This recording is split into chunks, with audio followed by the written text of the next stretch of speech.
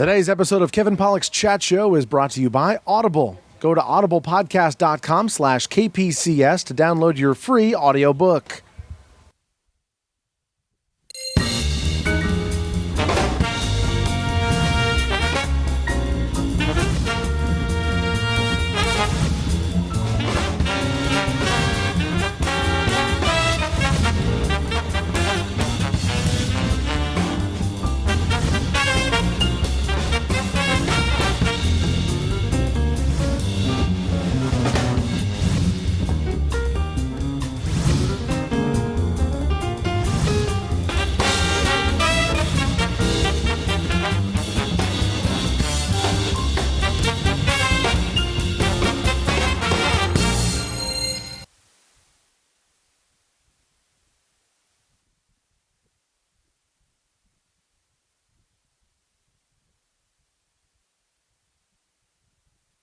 That I mean you.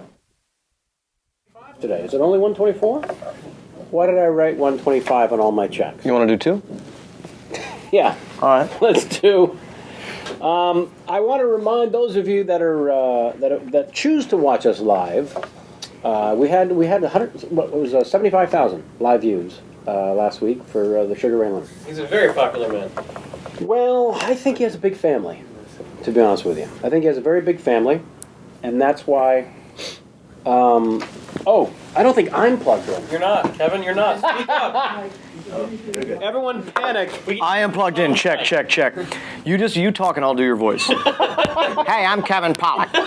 Now I'm Bob Hope. Hello, Kevin Pollak here, the Kevin Pollak Chat Show. You know what? We had Sugar Ray Leonard last week and it went great, swell time. Had by all. I tell you, that good fella's got a big family. Now I'm going to do walking in a second. I don't know. You need apartment, food, clothes. What are you going to do? Yeah. The best opening we've ever had? Could we do 2 hours like that? That would be fucking awesome. And then I do you. Yeah. Mm-hmm. Just we each do the other's reaction shot. Welcome back. Take 3. This is what happens when Mike's not. Our director, Mike Rotman, is not here. Can anyone tell? Yeah. Oh, boy. So excited to have you with us, as I was attempting to say, and then we decided to make this a talkie. A talkie. First up, fine folks at the Audible. Yeah, we love them. They're sponsoring some of the shows now. Kenyon, you got some copy I can look at? You son of a bitch? Hey, look at that. Audible. Audible has the largest selection of digital audio books available for downloads, over 85,000 titles, you son of a bitch. Audible has the best narrators interpreting books by top authors. My recommendation books of the week are This Is a Book by Dimitri Martin, 2030 by Albert Brooks, and Patton Oswalt, Zombie Spaceship Wasteland.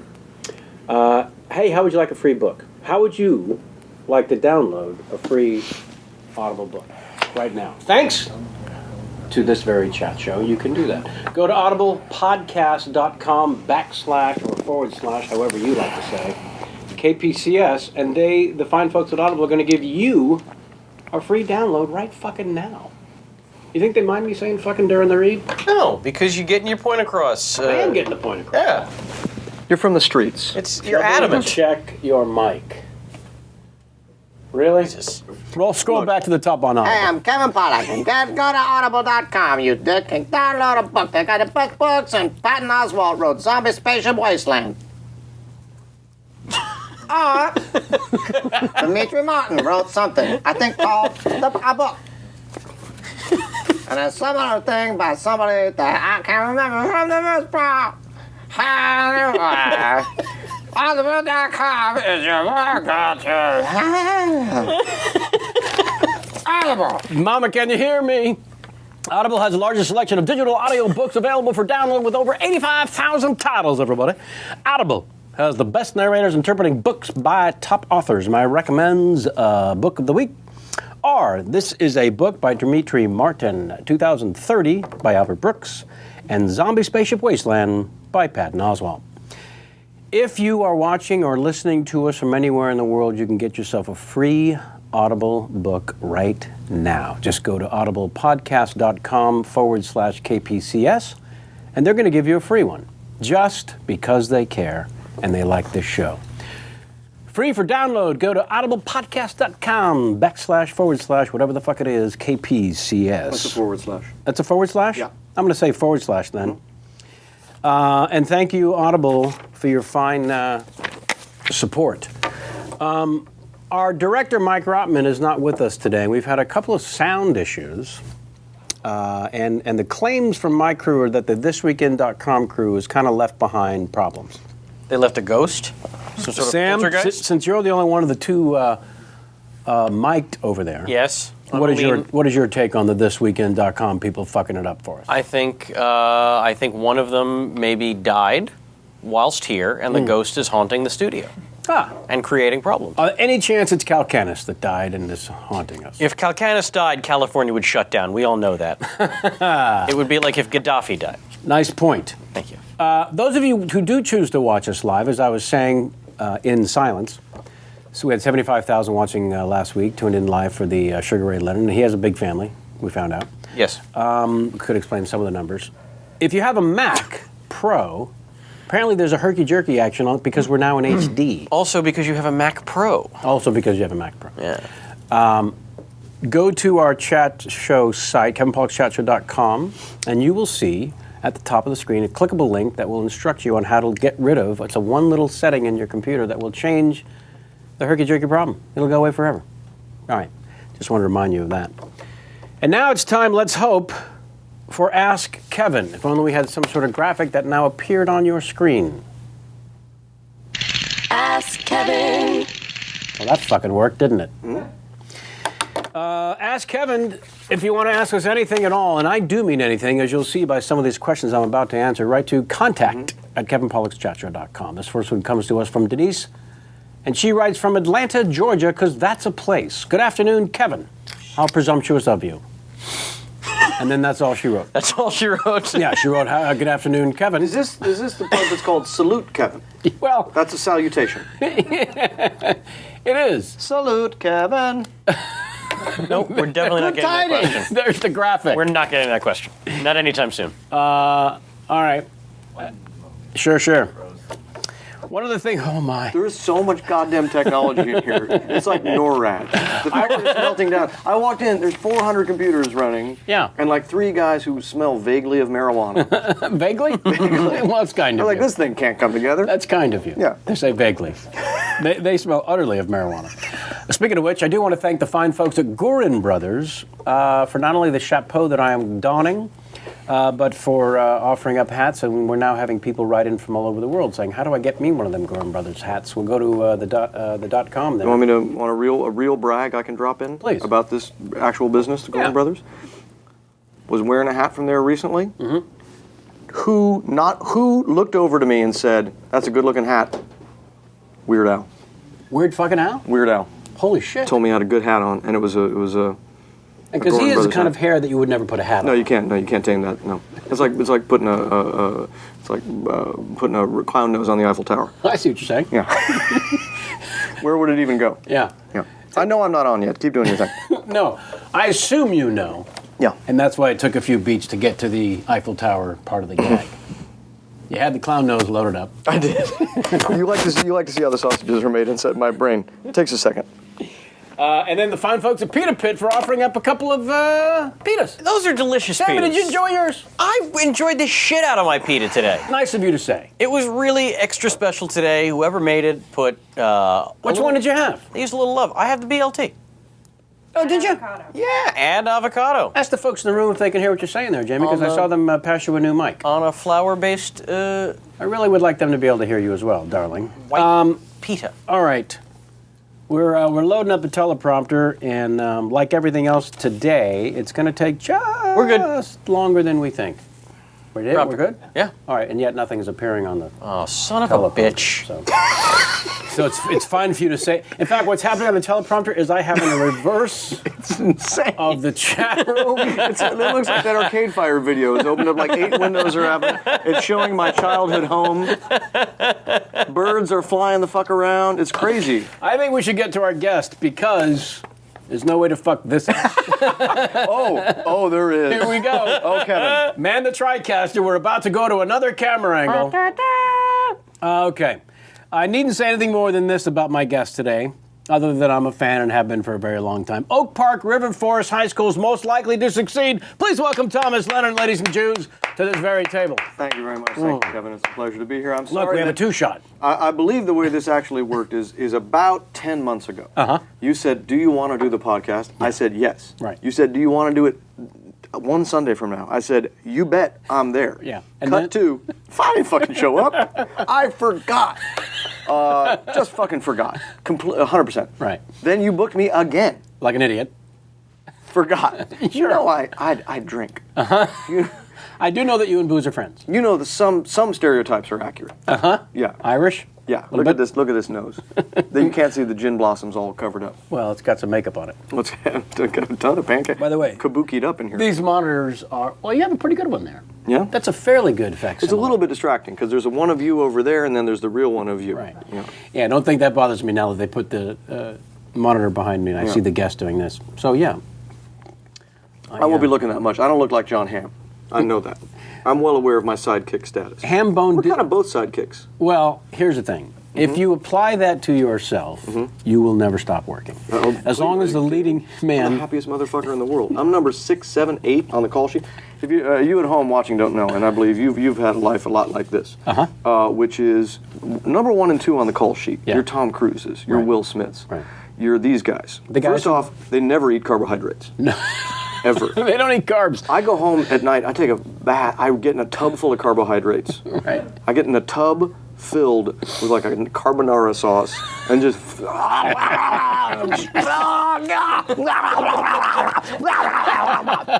I'm sorry if you're listening at home. I'm masturbating in a tub filled with carbonara. Yeah. Be a sidekick, and suddenly you don't give a fuck. And yet, I don't see more than a 0.0002 percentage body fat on you now. We'll do the nude scene later in the podcast. Yes, we will. No, but this is the secret. Stay low on the call sheet. Yeah. And you'll be happy forever. Yeah. And when the movie is a disaster. No pressure? No. They don't attach. They come to you. In fact, they'll come to you at the premiere and be like, "You're the only goddamn thing that worked in this turd fest over here." Yeah. Thanks, buddy. Yeah. That scene where you come in and go, "Hey, I got poop all over myself." That's a joke based on reality, in which there are 2 films I get poop on me in. They are. First one's Out Cold. I get handed some poop. Sure. And take it? I think by Zach Galifianakis. Yeah. If all research shows it is in fact Zach. Galifianakis I think it hands is. you the poop. And then in Hot Tub Time Machine at the very open, I catch some keys that Craig Robinson throws to me that are covered in dog shit, which then dog shit splashes on my face. And what did they use? What did props load up onto the keys? The keys were covered in sort of like the cup. I think Zach just shit in a cup and handed it to me because we were poor. This is back in the day. Yeah. We didn't have CGI and stuff. Or props department. Can you bring your own keys, Tom? This is fun. This was really fun because on Hot Tub Time Machine. By the way, I love being a character actor. It's the best job in the world. But the heads of the studio, my scene, which opens the film, was a reshoot. So the heads of the studio were standing there, watching to make sure, when the keys got tossed to me, that at least some poop splashed on my face. The heads of the studio were there? Heads of the studio were standing there. On reshoots, when you're shooting a movie, the heads of the studio never come. On reshoot days, where they think you fucked up the movie and they want you to fix it, they always show up. Wow. So the very top people were there, standing right off camera to make sure. And there was they'd get some poop on my face sometimes, and then not the guys hardly would enough. huddle. And then they'd huddle, and they'd be like, not enough poop. Well, can we digitally add more poop splash when the keys hit the hand? Can some they wanted that blood splatter, In the eyes? Can we get the poo in the eyes? That's what they wanted. So this was half of the day was spent just. And then there's a guy right off camera. Of course, with a brush with poop with poop spray on it. They got a wet brush covered in pudding, and you're standing there thinking, SAG scale. What, and quit show business? I'm doing this for SAG insurance. You're doing that and you're thinking, I'm the most successful person in the history of my family for 1,000 years. Poop. Did I react before the poop hit me? Yeah. It felt like it. You're Let's go again. I'm indicating that poop's hitting me. Yeah. Don't Any do movie that. I walk into, It's like that Chekhov rule. Yeah. If I am introduced, poop's coming at me. Well, here's something to look forward to for sure, because it's only happened a handful of times already, which is you were great in that. I didn't really care. Which for one? It. Whatever. For the rest of your career. Oh, the rest you of my were life. really great in that. Oh no, that's my myth. Yeah.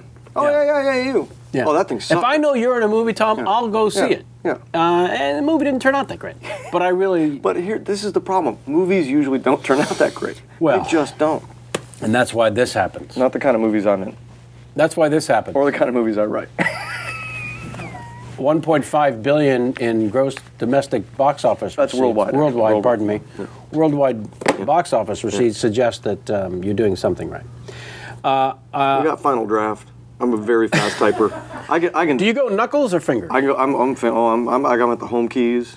When I was a lad back in the day, you know, when we had like newspapers. And, Sure. And you know, for fun, we'd Pencils? Yeah, we'd roll a wheel down the street with a stick and stuff like that. We'd play buck and you know. Back in the wagon wheels, buck. What the fuck? Buck. Isn't that of a Bill Cosby That's what album? Fat Albert's gang used to play. Remember? I thought I remembered. No, Johnny Buck, on the Buck. Pony. Buck. Johnny on the Pony. No, but I learned how to type. In high Kids, school. yeah. Oh man, we had an amazing typing teacher in high school. We It's the were only just thing- talking about this in the car. Only thing I still use. Last night or the night before was, even back in my day during the World War II era, they taught typing in high school, and Yeah. it was an easy A for the guys. Yeah. I'll just go in The there. best. It was great. And thank God, because now I can actually write an email. Now I can crank out some of the most mediocre films you've never seen. Because you can do It's a that. volume business. You got to, Yeah. We've had about 8 movies made, but to do that, Not about. You've had 8 movies. 7 or 8, Yeah, something yeah. like that. No, it's 8. But to do that, you got to write 25, 30 films Yes. easily, at least. We're going to jump around a little bit, Okay. so I don't mind diving right into a couple of quotes because I like these a lot. Are these quote things that I've said? Possibly. I want to clear. Was I misquoted? I want to Let's make see. sure. Let's you know, find I out. guess I wouldn't have worn the black shirt if I'd known this was going to happen here. The floating head. Yeah, look at this. Oh no. No, see, we got light on you. Lighting's too good. We got light on you. Creating work is your job. Waiting around for someone to discover your awesome script is a waste of time. Sorry, I was trying to get my head to float around for yeah, is that me? Creating work is your job. Yeah. Waiting around for someone to discover your awesome script is a waste of time. Yeah, that won't happen. Who said that? You did. Oh, yeah. That's a good. Whoever said that's very smart. Yeah. It is true. No one's. My basic rule about entertainment, about the entire entertainment industry, and everyone's always asking, like, well, what? How do you do that? How do you do that? How do you do that? The answer is nothing. Nothing's coming. Right. Ever. There's no. You're standing at a subway station. No train is ever coming. Right. Unless you make it up. Right. Yeah. No one's going to help you. If you're not creating, you're waiting. Yeah. Yeah. There's nothing. Nothing's coming. Ever. Yeah. Except stuff that you make up. Right. Yeah. But how early did you realize this? Honestly, that's the important part. It's not something they teach you when you land in show business. I think it was very handy for us because when I left Chicago, I was 18 and I went to NYU. Right. With the intention of being a very serious dramatic actor. That was my plan. You idiot. You idiot. Well, life kicks you in the dick in a second. You're like, hey, where'd it go? Hey, guess what? Hey, oh my God, all these balls in my mouth. What's happening? Oh my God, I was gonna play Hamlet. So life wants you to Now suck I'm its getting dick. poop splashed. Yeah. No, it's like that. Everybody's got a plan until they get punched in the face. Whoever said that, somebody said that. It's a great quote. But so went to New York with that plan.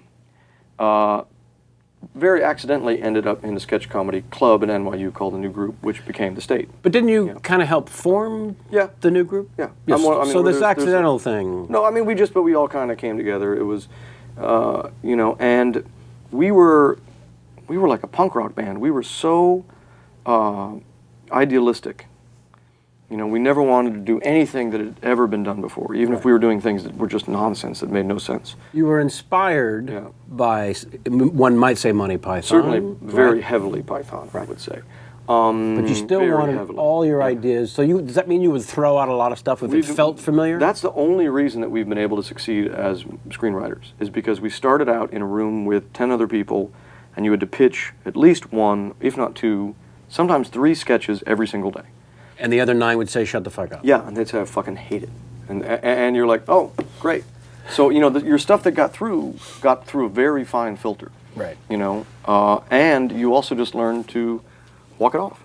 Like tons Get of your rejected writing. like crazy. Get rejected like crazy. It was great. It was amazing practice to just be like, pour your heart out, pitch something, and have a bunch of people just go. And I hate it. Right.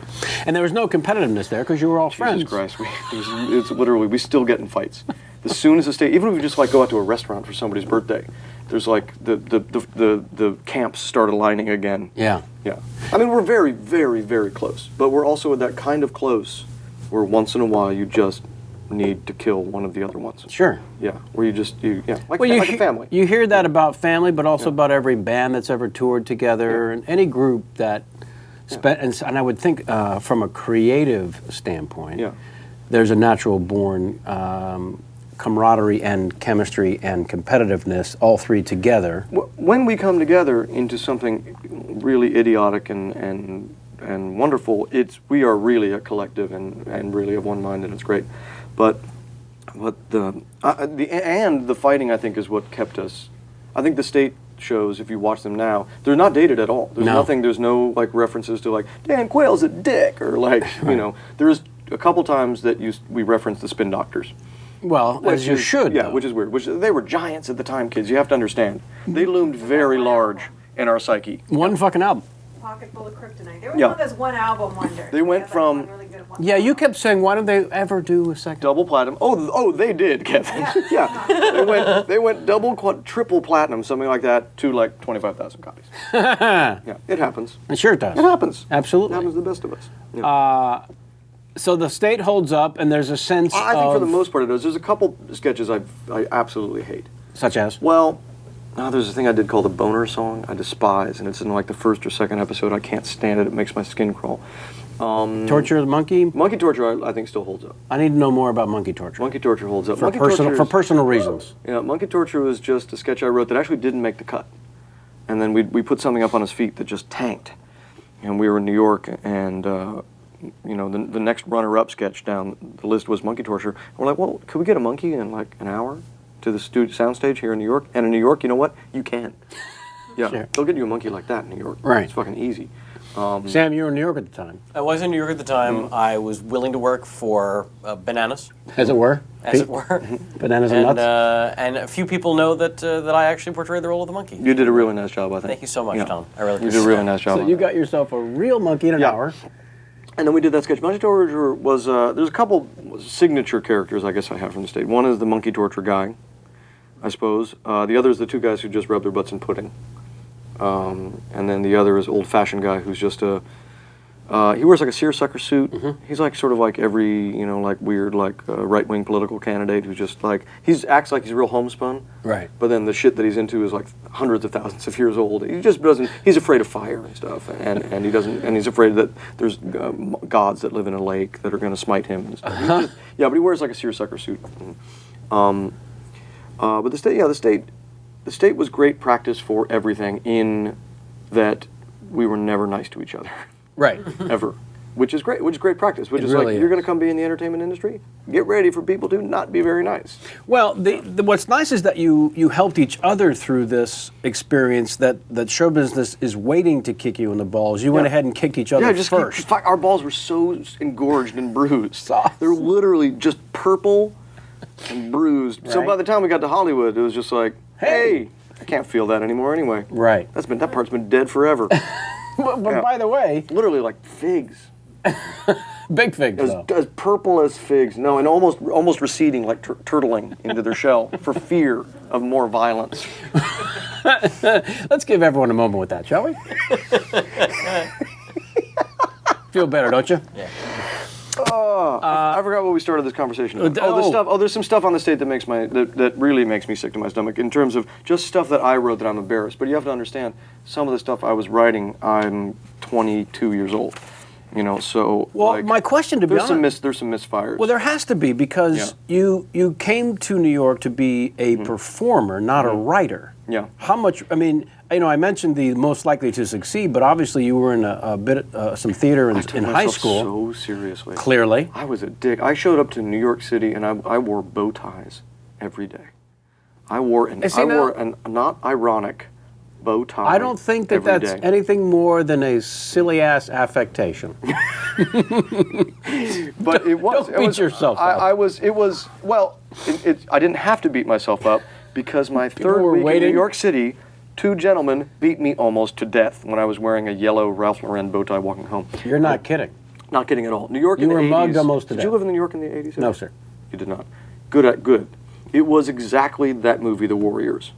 Holy shit. You know, like clowns on roller skates who like fuck you up, and then the orphans and like fucking other guys and all of that was shot on location in New York using the people who were just standing around. The Warriors was a documentary about New York, 1988. People would fuck you up. Literally, you just fucking walk down the street, be like, "Fuck, faggot!" What did I just literally? Well, in your case, it was a bow tie. I was walking by with a bow tie. You had it coming. And like acid wash jeans and cowboy boots. No! No! There's imagery somewhere. That We could be do have found. it, actually. It Let's probably throw up that exists. photo, please. Don't. We did don't. pull this one. But I'm wearing acid wash shorts. And cowboy boots. Okay.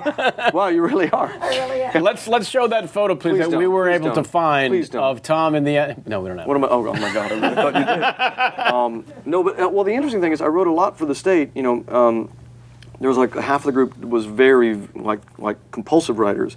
So on the DVDs, when the DVDs came out, I'll say this: I am one of the people who strongly believes the Legend of the State was better before the DVDs came out, because I think it was great when it was like forbidden fruit and you couldn't get it, and only the cool kids would talk about it. Now we're on Netflix streaming. For fuck's sake. Yeah, you can watch the entire state in an afternoon when you have the flu, and I recommend it.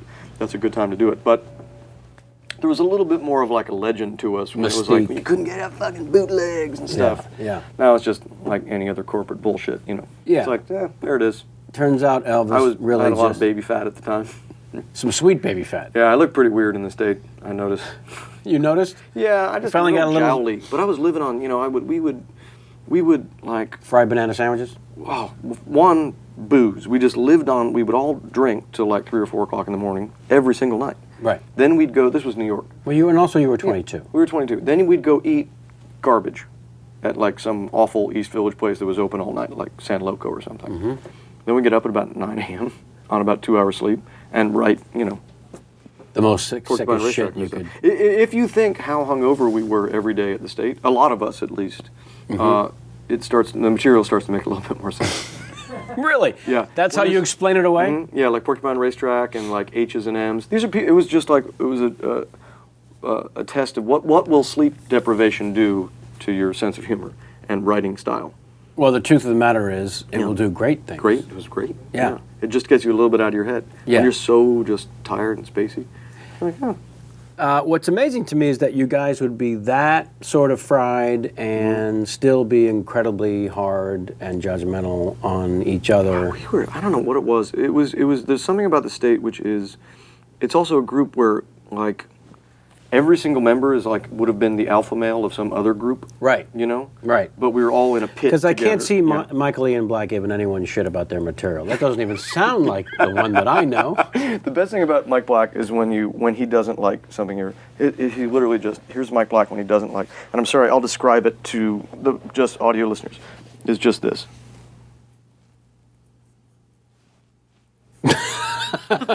That's you just pitched something to Mike Black that you didn't like. For those of you who are just listening, Yes. I perched up on my chair like a sort of a little sex bird, and then I sort of played with my stubble and did the most dismissive shrug a human being is capable of. Yeah. That would be if Mike Black didn't like something you pitched. Yeah. Yeah. And Showalter? Similar. It was just a horrible feeling when you pitched it. The first thing I ever pitched, to survive in the state, you had to write a ton. Sure. Otherwise, because otherwise you'd never be in anything. 'Cause Right. if you wrote it, you would cast it, and you were basically, it was your little thing you were in charge of. And there were 11 of you at one point. 11 of us. Jesus. 10 guys and a girl. It was it was absolutely insane. If you It was a survive useless that. arrangement. Why on earth would any group? It's like, that's crazy. Yeah. Too many. Too many and very. How did it strange. grow so ridiculous? You know what's weird is I came into the group about 6 months after it started because of, a guy who is still to this day a dear friend of mine quit the group. This guy named George Demuth, who was still is a very busy stage actor in New York and a dear friend, and he quit the group. And for some reason, they're like, "Well, now we've only got 9 guys in the group. What are we gonna do?" Actually, no, Kevin wasn't in the group yet either, so there was only 8. So and Jan wasn't in. So actually, it was a little smaller now that I think Let's about be it. honest, there were 3 of you Yeah. at that point. And then, but I honestly don't know why there was the need. I remember thinking I was so fucking lucky to get asked to be in. Now, you're talking about, is this the new group that you This guys? is when I was still the new group, yeah. Right. Yeah. Because the research, your dossier suggested that you kind of helped form the new group. I was at the very first audition for the group. And then the group, I was in the group about 6 months after it started, actually. And was Yeah. the state forming separately, or the new The group state is literally what we became. Although after some personnel changes for a while, there were several other women in the group Right. who kept dropping out. Tell me about you guys opening up for Dennis Miller in 1990. We For $1,000. Split between 11. No, Sammy Quick. not only that, we opened. Here was the lineup of that show. That show, it was 1991, I think, at the Loeb Student Center at NYU. It was us, the state, Sarah Silverman, Sure. and then Dennis Miller. Right. And they were paying us $1,000. It was our first ever paid gig. For 11 of you. Mm-hmm. Here's the problem: never do anything with 11 people, No. ever. Never. Don't share a burrito with them. You know what part of the burrito you're getting? Nothing. There's no fucking burrito left after 11 people have been over it. Yeah. So we, all I remember about that gig is it went pretty well. But they said, if you guys want to order some Chinese food, go ahead. And we were all so poor and broke that we ordered like tons of Chinese food. And right before we came on, like whoever put the show together was like, "You fucking assholes! Are you aware? There's $300 worth of Chinese? Yeah, you fucking dicks!" And they were like, "Right, we're all full of Chinese food. Like we're ready to go on stage." And they're like, "You're never fucking doing another show here again because of how much Chinese food you ordered." Which, by the way, this is the guy who runs the student union. Who Yeah. is this guy? I don't know, What but else it was can I it get was a you? real bummer. I remember Sarah was really funny that show. She did a joke at that. You know, sometimes this is 20 years ago, over 20 years ago. But that was the first time I saw her do her impression of giving your dentist a blowjob, which is a joke that 20 years later is still great. Still strong. Yeah. And maybe still in her repertoire, I don't know. Well, let's hope. I hope so. It's a good one. And your feelings about Dennis backstage at the show? Never met him. Never met him, never saw him, he never said hello. Right. That's the fun thing about showbiz. I did two weeks on Friends, never met Jennifer Aniston. 2 weeks. 2 weeks. No, it never comes up. And you were playing her boyfriend. Everybody always assumes that you're like, oh, you must like everybody's goofing around, and you guys are like, well, what are you playing water polo between? No, you never meet these people. I love that the Literally people you never hang meet out with them. think you're playing water polo. Well, or you're just like it's a good goofer. Like there's Yeah. horseplay happening between. Oh, fuck it. There's Shenanigans. Horseplay. No, Hijinks. I did two full weeks on Friends. I met Matt LeBlanc. Jesus. Pretty much. You should Pretty know much. that we like to take live questions. I can't wait. From the audience watching. Great. I'm Will not gonna- some of these possibly be from Matt LeBlanc? No. Okay. No. Sorry. That's. Had that's- I I'm not known- gonna lie that that's a huge disappointment. Okay. You know, you shot that episode of Friends on March 12th, 1999. I would love to look over and make sure there's no device in your hand. There isn't. Oh my God! What? You really do have the Because Rain I Man was thing. there. Were you there? I was in the audience. Wow. That was my 17th birthday. Wow. And I was very excited because it was my favorite show. Thank God he said it was his birthday, because if he knew the date and it wasn't his birthday. The Rain Man stuff is already kind of intense. It with would be you. fucked up. The Rain Man thing is already. That's all I got. You're walking a fine Rain Man line. You know that. You know that. Yeah. This is not news to you. Yeah, definitely a Jew. Yeah. Okay. There are 3 questions, rapid fire. Are you ready? Yeah. Do I get to? Is there like a? Okay, I'll hit a buzzer. I'll pretend. No, they're all written specifically for you. Great. How great an experience was it to work with Rob Riggle? 1. 2. What was more distracting when working with Rob Riggle? His good looks or his unrivaled talent? 3. Would you consider plastic surgery to make yourself look more like Rob Riggle? 1, I've never worked with Rob Riggle. 2, he's a dear friend. 3, that movie that Rob and I are doing together, the distribution just fell apart, so hopefully it's coming back together again. And absolutely I would, especially around the eyebrow area. Uh-huh. And I don't know if that's plastic surgery or if that's just like a... Implants? Just like a hair, some sort of like hair piece for my eyebrows. You Brow know? piece. Yeah, brow piece. Yeah, you want like it's that? like a merkin for your face. A face merkin, a firkin.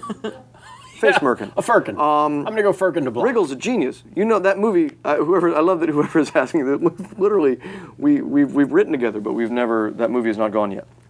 By the way, there's a role that you're being discussed for in that movie. I'm not kidding. Do you know that? You're very kind. Do you know that? To say that. That's not a joke. You heard about it. I was threatened. I was threatened. But those questions were all supplied to us by Rob Riggle? By Rob Riggle. Yeah. I texted him an hour before and said he's a good guy. That you were coming on if he had any questions. Yeah. For you. He's a big dude. Yeah.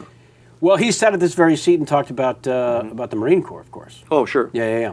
Yeah. You know, he's well, we'll talk about him later. Because we could talk about him for hours. He's a fascinating guy. Love him. He's a lovely guy. Yeah, and crazy funny. Yeah. What is your... I asked him to be in I did that Don't Ask, Don't Tell video. Have you seen it on Funny or Die? No. I did a video about Don't Ask, Don't Tell. It's on Funny or Die. It's very easy to find. It's called Guys Against You Serving.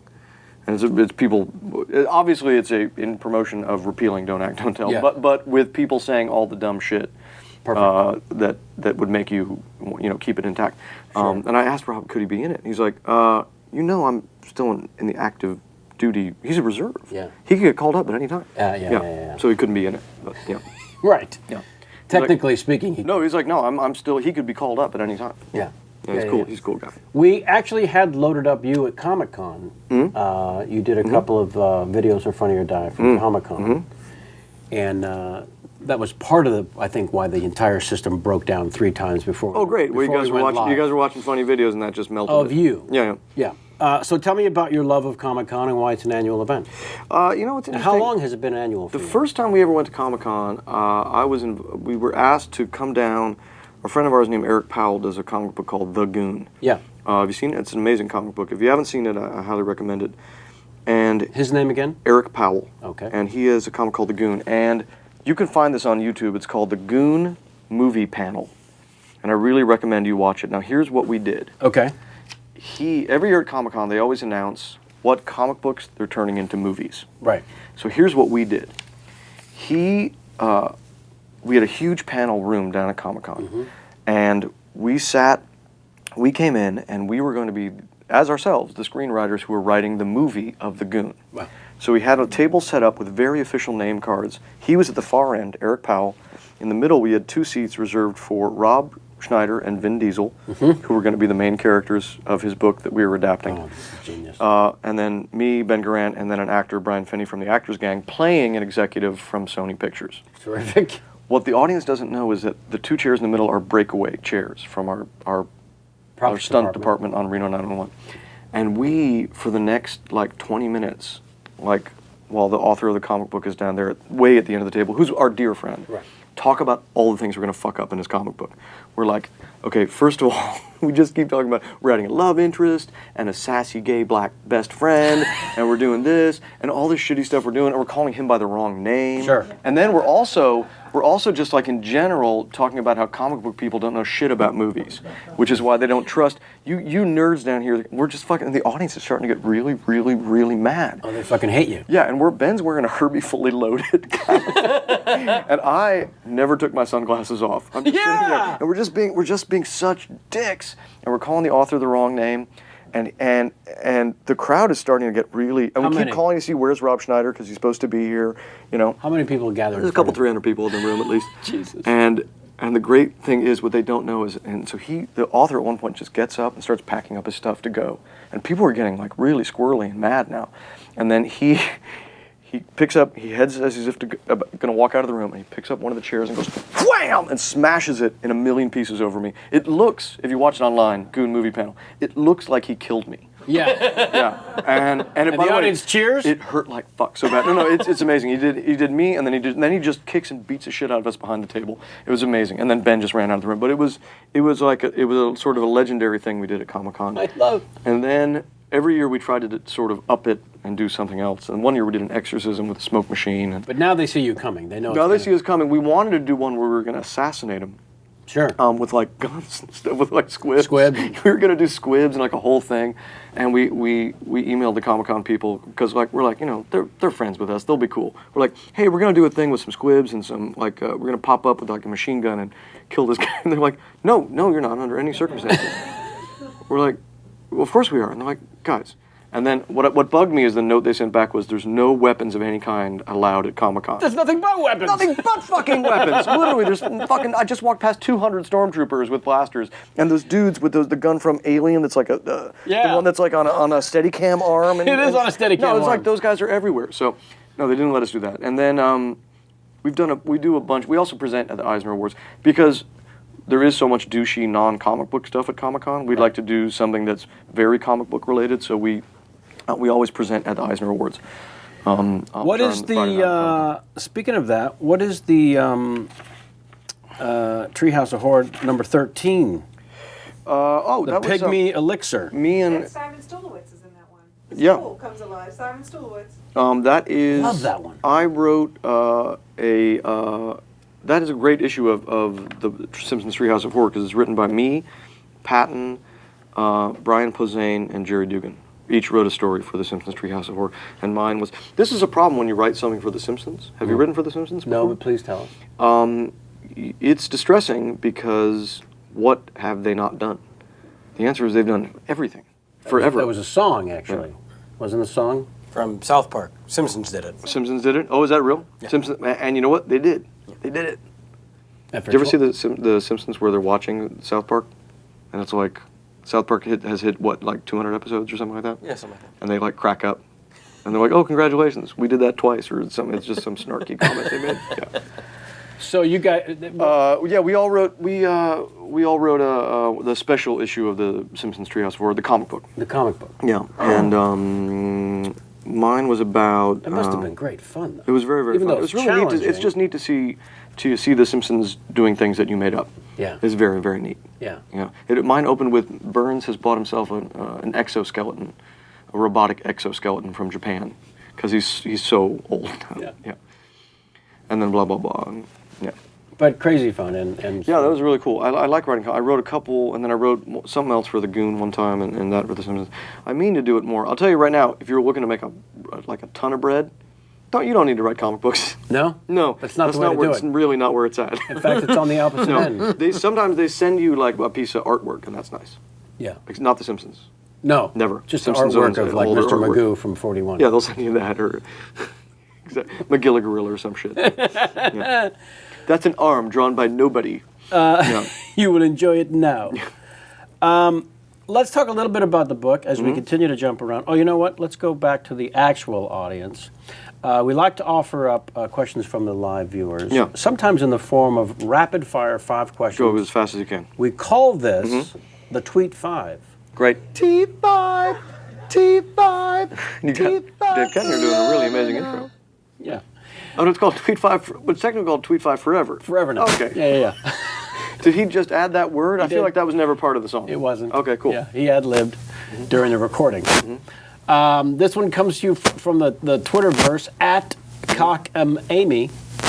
This is a Tweet 5. It'll be 5 rapid-fire questions, Coke or Pepsi, no correct answer, but specifically designed for you. Starburst or Skittles? Skittles. Batman or Spider-Man? Batman. Walk or get a taxi? Walk. Booties or boobies? Boobies. Dinner with Leonard Maltin or Richard Roper? None of the above. Oh, wow. Shame on you! I told you Leonard Maltin is a huge Viva Variety fan. I know, and I believe I told you he can suck my crinkly balls. Oh, terrible. Terrible. Get him on the phone. I'll tell him myself. He's your friend, right? Yes. And he can suck my crinkly balls. Because- Same with Roper. I'm not a fan of movie critics. Me neither, but why aren't you? I'm just not, because they fucking hate my guts. Literally, they're like my enemies. It's like they're perpetrating genocide against me as a guy. Have you read a review of anything I've ever written or been in, Kevin? First of all. My God, I'm widely hated First of all, by a certain demographic, which happens to be very smart people who write very good film criticism. yeah. So this is, imagine how much that hurts when you're reading well-written reviews. Answer the following questions. Yes. Do you Google yourself? No. Twice a day. Twice Do a day. you read the IMDb chat Comments? comments? I've phased out the comments for sure. The Google, I don't Google myself, but I have an alert. So once in a while, you just get like shitty news about yourself. Okay, Yeah. lose the alert. Yeah, and just don't pay attention to it. It's meaningless. Holy shit. In fact, Right. I think what you're doing is you're trying to relive your days at the state. Yeah. You want people I to want- spit in your face I'm trying and to your bruise up my creativity. balls Yes! into purple You've- figs that they've want to been- retreat like turtles back inside. They've refilled Yeah. with natural saline. Yeah. They're back to their regular color. Pretty much. Somewhat. And I'm just looking for, literally, I'm just looking for that abuse. It's like Yes. masochism. Yeah, and It is masochism. And please stop, because as you said earlier, as a screenwriter, But it's really hard not. When you know you have a movie coming out, it's impossible not to just like, well, I'm just going to take a quick look. it's not impossible. I know. Stop doing it. Well, it's Because like nothing good. picking at a scab. In fact, no, nothing good's going to come of it. That's No. true. If you're David Fincher, it's probably a blast. Like, oh my God, everybody's saying Guillermo del Toro must have a nice time looking up reviews of his work. Like, oh my God, everybody thinks I'm a genius. I'm sorry. What's he sound like? He sounds like this. Hello, this Guillermo del Toro. And welcome to Hellboy 2, the Holden Army. Yes. Writing movies for profit. You've crossed out fun and how we made $1 billion at the box office, and you can too. It's So of course you put you got a photo shoot of you guys holding money and surrounded by we're just rolling in strippers? in I think fly there's a swimming bitches. pool behind Yeah. you. That's my swimming pool. Is it? All right. Yeah, And it's not that color blue it is. normally. No, it's very dark blue. What makes it that color blue? The guys fucked up the color. The guys? Yeah, the guys who did it, we got the pool redone. This is classy problems. This is one of those things people are going to be like, this is why Lennon's a dick. Stuff like this. Yeah. No, but they messed it up. And then, you know what? It was one of those weird things where they charged me a bunch of money and they were just leaving. They're like, bye. And I'm like, that's wrong. Yeah. Well, that's Luckily, I loved it because I'm not man enough to say that I didn't like it anyway, well, which is perfect. they knew that going in. Yeah. Yeah. Like, this pussy won't say anything. He You see won't. him? He gets poop on his face in movies. Yeah. From That's a brush. That's his myth. From a brush, by the way. You had a real question, which was, where were we? What were we No. I'm getting at it. Oh, the book. Well, not just the Yeah, book. covered in bling. What I love about the book, all kidding on hold for a nanosecond, is that your experiences writing the 25 scripts that 8 of which brought in 1.5 worldwide box office. All your experiences have led you to this place where you said, fuck it, let's share this because no one shared it with us. I think that's pretty remarkable, quite frankly, because there are no rules. There's no correct path. No. There are only experiences that other people can at least get a heads up about. Right. I What want to will throw say a is, well, couple it's out. a very jokey title. And there is some silly stuff in the book. For sure. It's very, very the screenwriting stuff is deadly serious. We're not kidding about any of it. Right. I mean, we joke about like where you're parking on the lot and things like that. There's some silly stuff in it. Everything about structure, everything about the thing is, no one and I know Save the Cat. I know about story and I know about all that stuff. Those are creative writing books. Those are to teach you how to do some creative writing. We assume you love creative writing and write compulsively already. Right. We just assume that, Right. that you want to do that. That's the entry level thing. This is now really, how do you work for the studios? Exactly. Which had nothing to fucking do with creative writing. Creative writing is a goof. Go do it. That's great. Yeah. This is just to help you through studios. Writing for the studios. Specifically, not independent film, Nope. not this. You You're can knock very those out. clear about You don't need a that. script for those. Right. Those can be MOS shots of buildings. Yeah. Look at Empire State. Uh-huh. Or Empire, the Andy Warhol movie. It's like, Yeah. Or building. Tree of Life. Please, there's a big Great. there's a Oh my big God. gambit here. My- But if you no. want to work the Yeah. studios, there's some shit you need to know. there's some absolute shit Yeah. you need to know. Especially about getting fired. Like a champ. I love this. Talk Yeah. a little bit about that, please. If you don't Well, that's a big one. A big one is just because on especially comedies, but on almost every movie, you're going to get fired. Always, off of your project. And they'll call you at some point and they'll say, we need some fresh eyes. This is why in the book we suggest whenever you give the studio your script, give it to them as a PDF document, as a locked PDF. mind. Ooh, nice.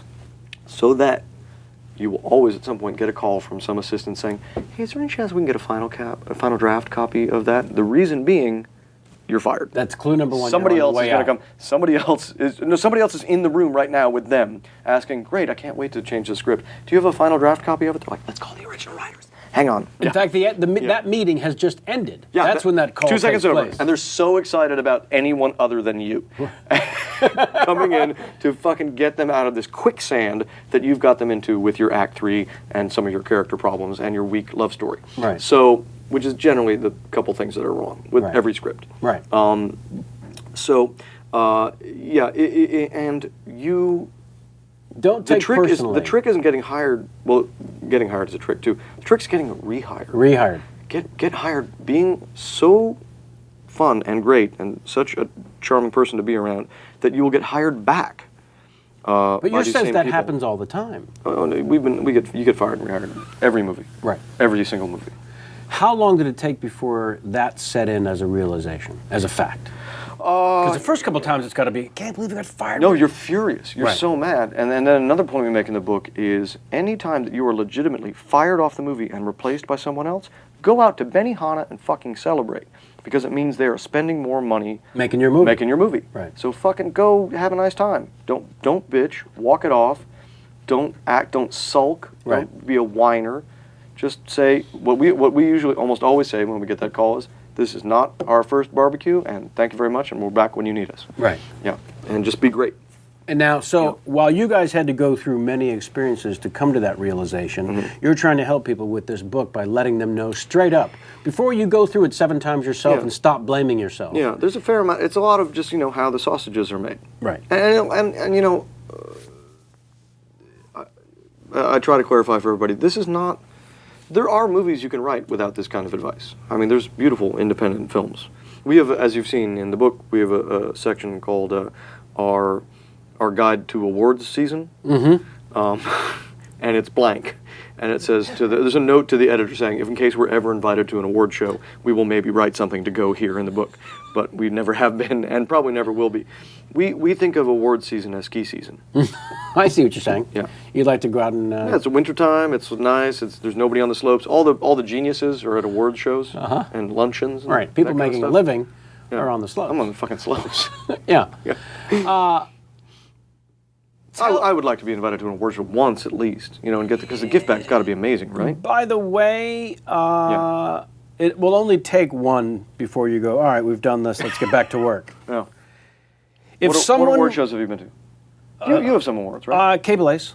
KPCS? Yeah, I lost that 3 times. If someone would have explained to us that you will get fired off every movie you ever write, it would have been awesome. Is how you sort of the original heading for the thing you just discussed. Yeah. But here's one I love. Executives would hold up our first script. Was that You're Going to Prison? Was it? Yeah.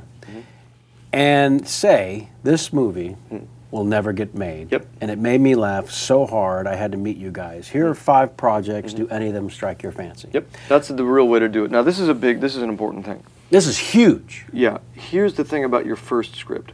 While we say that every studio movie has the same formula, which it does, and it's very clearly laid out in the book, and very briefly, and easy to figure out, your spec, the way that you introduce yourself to people, should be very bizarre and interesting and notable and worth talking about. For example? Like for us, we wrote Let's Go to Prison, which at the time was called You Are Going to Prison. Right. And it was, without a doubt, an NC-17. Couldn't even get an R. No chance for subject matter. I mean, it was just insane.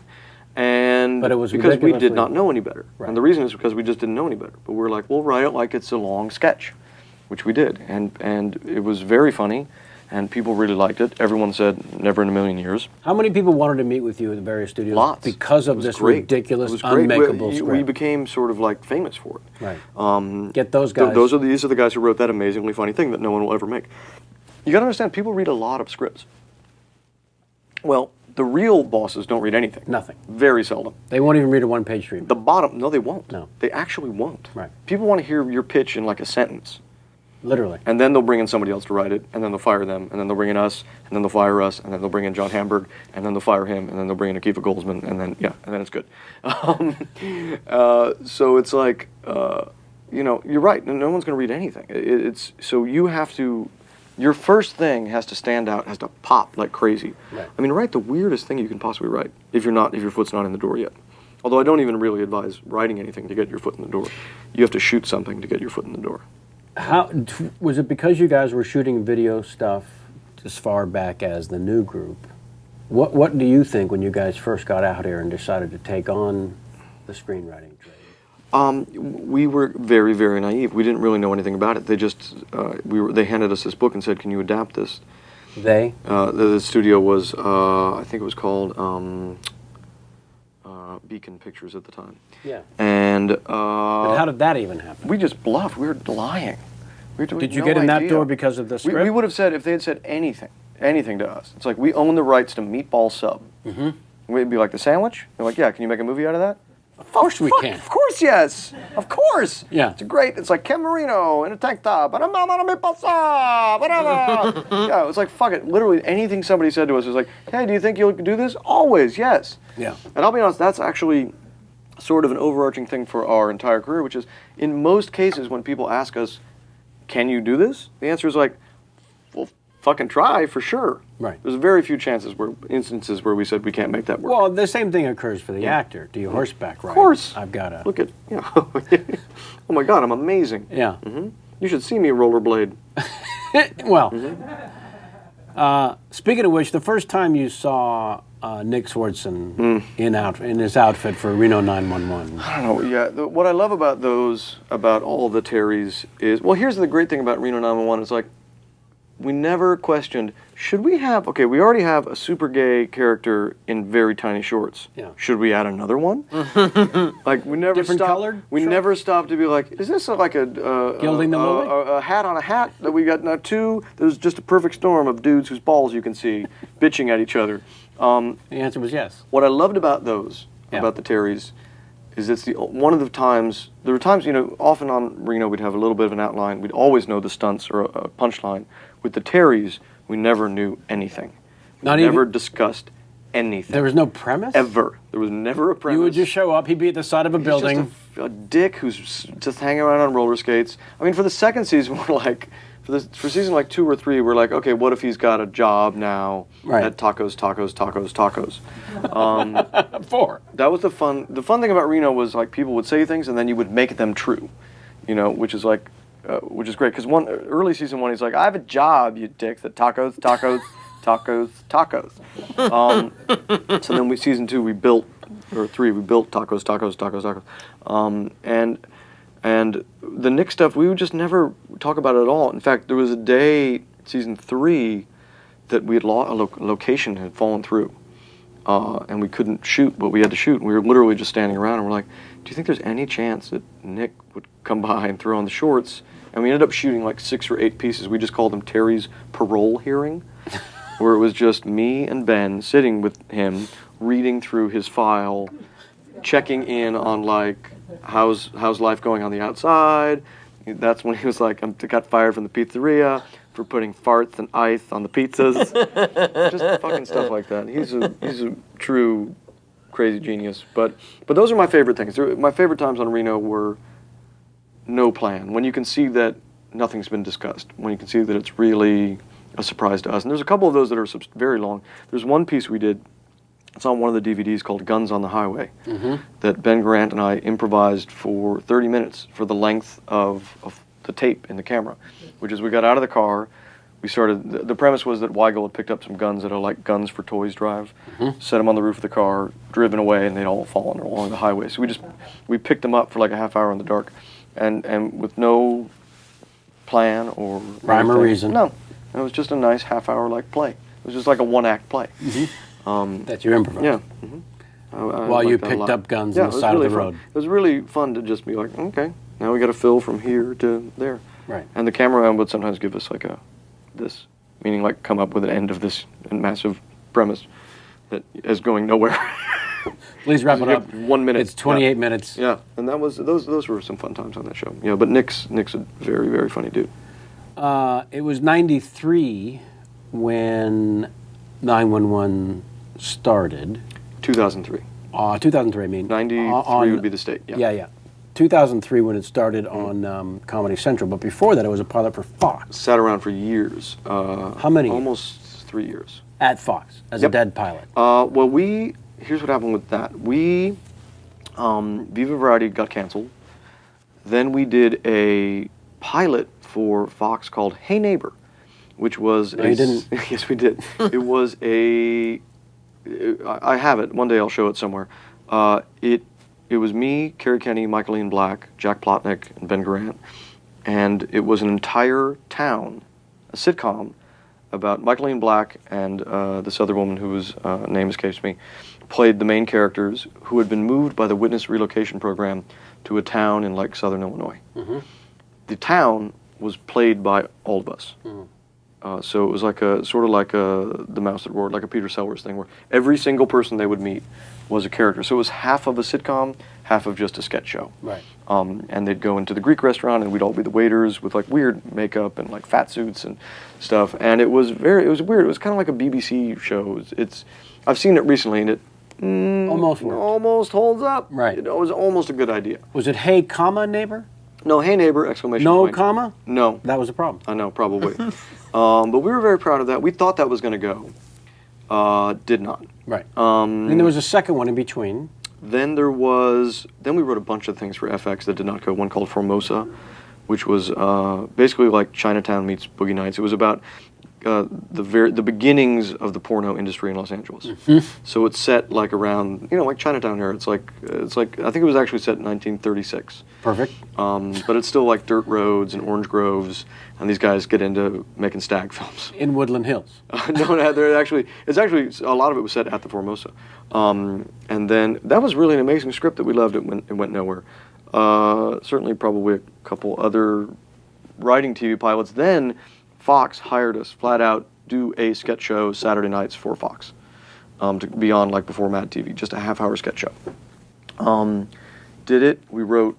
We were preparing for it. We cast Cedric Yarborough, Niecy Nash, Carlos Alazraqui, the cast that would be Reno 911. Cast them all.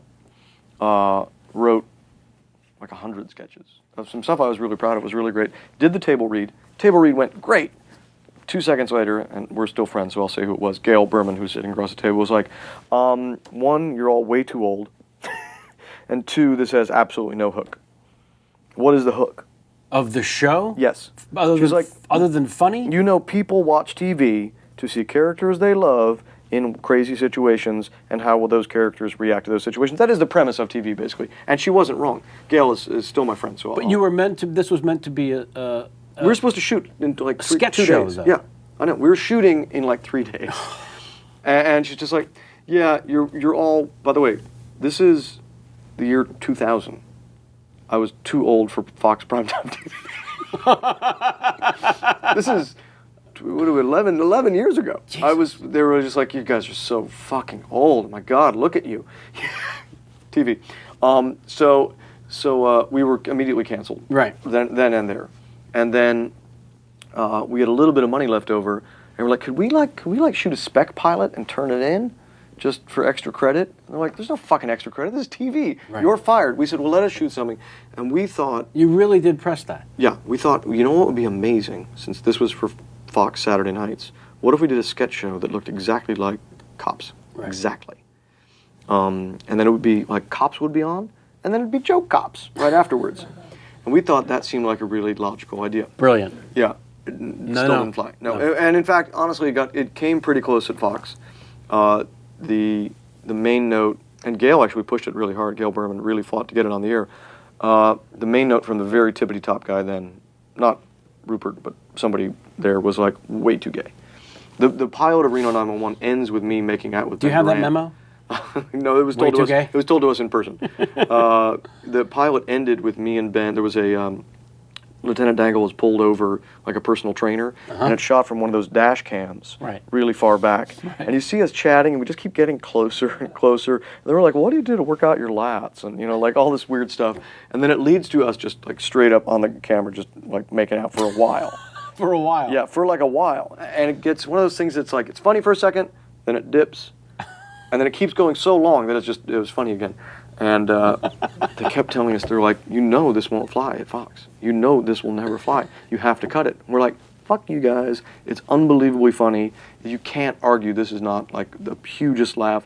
It's unexpected. It's punk rock. We're like, okay, you like the joke that much? We're like, yeah, we really like it. They're like, okay, we'll let you know. That was it. No, never heard back again. But who at Comedy sat on the shelf. Yeah. And then Jim Sharp saw it 3 years later. Jim Sharp came to us and he's like, do you guys want to, do you have something in you that'd be a good Comedy Central show? and this was the fun part, because it's like, when you already did homework Yeah. that you can turn in again for Yeah, like your art class homework also kind of is a history paper. Yeah. So we're like, oh, fuck it. Yeah. Yeah, we have one. And then they just bought it right then and there. Now, was it because reality TV was really starting to kick in? Right. I should clarify something super weird. Please. And this exists. Maybe one day we'll put this up on the internet. The Reno pilot was also a full-on sketch show. We played the police officers and all of the perps. Same cast. Yes. So every single person you saw on the show, Did there were both. no guest stars. Everyone played both. Jesus. It was crazy. It was really, really weird. And if you see it now, it's very strange. Right. Yeah. Yeah. That's pretty fantastic. It was weird. Yeah. But also We to were very be into doing dead that for kind of 3 years. That's long the other time. beautiful It thing. sat around for a long time. Right. Yeah. You ready to was, meet your audience again? Yes, I am. Okay. Please let it be Matt LeBlanc. Please, please, please, please, please. Avi, the TV Greek, it looks like. Kalispera. It's another Potite. it's another geek.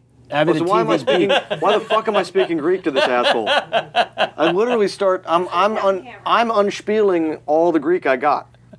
Was that it? No, I got a little bit more. All right, let's hear it. Θα ήθελα ένα κοτί Marlboro Lights. Why would I have marble lights in my ass? I want. Avi at the Geek. Another T5. And what can we refill that with, sir? Would you like water, or do you want to go back to the 0? I'm ready. Zero? No, I'm good. All right. Remote control or Beavis and Butthead? Beavis, Mario or Sonic?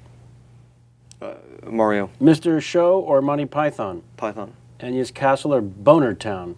Boner Town, Weird Al's parodies or originals? parodies, Weird Al. Correct. Oh, no. I'm pretty sure. That's not to say I'm not a big fan of Mr. Show. Their thing about the Hitler's apple butter, Tell me. Jesus, I don't remember it very well. All I remember is one day I tuned into Mr. Show and they were doing a thing about Hitler's apple butter. And I remember thinking, these guys got balls. Yeah.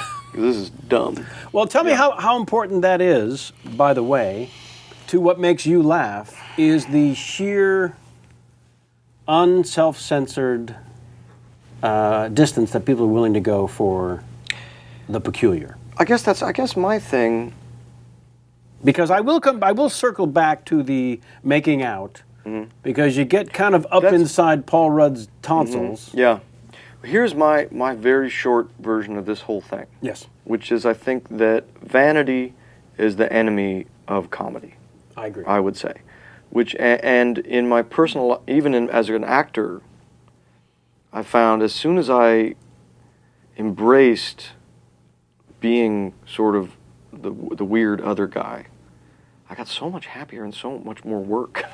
As soon as as soon as you start Let to go of. yeah, of course. As soon as you start asking the costume designer, I'm like, that fits really well and it looks okay. Do you have one that will accentuate like my love handles just a little bit? And can we make my hair look like in 17 again? I very specifically have Kate Gosselin's hairdo. The woman with all those children. That's the hairdo I have in that movie. And that movie is like mostly what I'm known for now. Because that's what you asked for? Yeah, I said I just wanted it to look as weird as possible. And The New York Times said actually said that you basically, I'm paraphrasing because I can't find my notes. you really do a lot of research for this. Yeah, It's yeah. remarkable. We don't fuck around. No, but I you do prepare love this. it's like a court case. Nearly sprinted away with the movie, said the New York Times about your work in 17 again. Nearly only- sprinted away with the The movie. only positive sentence about my career ever that- written down Is that? on paper. But it's the New York motherfucking Times. I'll take it. Yeah, I'll you take will. It. I'll take it. That's Manola Dark. She's actually nice to us. New York Times wrote a nice review of Let's Go to Prison. Yeah. I was shocked the day after it came out. Bob Odenkirk. Literally, when the entire world was shoving shit sandwiches down our mouth for that, being like, you fucking never work it. Out of nowhere, the New York Times printed a nice review of that movie. Yeah. And I was like, wow. So you're self. I mean, it was basically like a teaspoon to shovel us out of Yeah. the shit trench. The But bag. it was still, I'll take it. You had a good time working with Odenkirk? That was a really fun movie, and even Bob admits, I think that movie was really great through a process right up until the bitter end. Movies fall apart at a lot of different places. And that one fell apart, like, just within sight of land. You know, which is the saddest place for a shipwreck to usually happen. Which is, they were so close, just within sight, and because I think it's about 75% a pretty good movie, Right. and then there's terrible shit. Well, the weird thing is, it never should have been like a major release. How much involvement did you guys have in the editing? Not very much. I saw one edit. Actually, the last edit I saw before the movie came out, I thought was really good, which is why I took 8 people like opening night up to City Walk to go see it. Not knowing. Not knowing there'd been a lot of changes to it, so I kind of sat there just with my boner fading away, screaming, and literally that's what was happening. My boner was screaming as it faded away. Rated by your figs. Yep. Oh, this didn't turn out very good. Let's talk a little Like bit a about. bouncy house at the end of a kid's birthday, you know? Yeah. That was how I felt. Like, The slowly fading that's bouncy it. house. Hey, this castle that was so fun, fucking over. Yeah. It's going into this van right now. Does it? Yeah. What compares with making out with Paul Rudd? Anything Almost nothing. I mean, if you got to pick a dude to make out with? why not? Yeah. That was a weird one. I didn't mention to my wife anything about that scene Really? at all. Thought you'd leave that out? I thought I would mention it at the appropriate time. The premiere? Yeah. or something like The that. party I was like, after the premiere. I was like, why? I'm just not gonna. Just weird. I'm just not gonna say. I'm always playing gay characters. If you Google me, in fact, like one of the top things that comes up is Tom Lennon gay ? Just yeah. Seriously? Yeah. Fantastic. So I didn't mention it. Mm-hmm. Now, we filmed, at the time I lived pretty close to the restaurant that we filmed at, which is over in West Hollywood. And she just took our Yorkshire Terrier for a walk the night that we were filming that scene. And she's like, I'm going to go. She saw the lights down on Melrose. She's like, I'm just going to walk by and see what's going on. She walked up and I was making out with Paul Rudd on the street. Yeah. Thank God there were lights on you. Mhm. Imagine if she And walked up and you were in your trailer and that was It happening. was great because it was just one of those times where it was like, when were you going to mention this? I was like, I was, obviously. Yeah. How about this? Yeah. Yeah. Honey! Yeah. That was... That's what you had? No, Paul's he's a, if you got to go that way. He's a damn good kisser. Yeah, he's got like a real pretty eyes. Let's be clear. Kind of like a blue-gray almost, yeah. Yeah. That's how you got to blue-gray. Yeah, blue-gray. That helped you get there. I thought about money. Yeah. The amount of money you can make with that color eyes. Yeah, I yeah. guess that's what the gesture was, yeah. Would you agree that he's our John Lemon? I would exactly agree to that, as a matter of fact. I'll even sign something if you want, but I don't know if that's probably not necessary. No, actually it is. Here's something unbelievably helpful from the book, if I may. Yes. Before writing that script, that fabulous script of yours, think about the age range of the large film-going audience, as well as European, Asian markets, and then decide if your great R-rated script is the one you need to pitch. I'm paraphrasing, but that's basically one of No, the... that's super important. Yeah. And this comes up a lot, which is... Again, working with the studios. Working with Let's the be studios, that's clear. all we're talking about. I don't care. Indie, I love indie films. I was at the Angelica Film Center every night when I lived in New York. That's not my job. I love that you I don't guys- work in that business Yeah, I at love all. that you're not apologetic at No. all, and you shouldn't be. No. By the way, who the fuck? You know what I mean? Yeah. So much has been said about the excuses of why the studio films keep. Oh, by the way, and I should clarify, there are movies we wrote that are word for word our work, Right. down to the nuances, to the commas, to the pauses, the ellipses, Right. that fucking suck. Like And- Taxi. Taxi with Jimmy Fallon is word for word our script. But down to like every joke, every piece of character that description, same every piece script, of action. if I may, Yeah. that same script on paper, before actors got their hands on it, before a director got his hands on it, that same script on paper, when read by Ben Stiller, I found interesting, said, these guys are fucking great. I want them to do the production rewrite Of on Starsky and Hutch. That is true. Yeah. So That's what brought us into the world of Ben Stiller in a real way, which is nice. Yeah. but honestly, that's an absolute fact. That is totally true. So Is that in the book? there's an I forgot that opportunity. we put That's that in in the the book. research.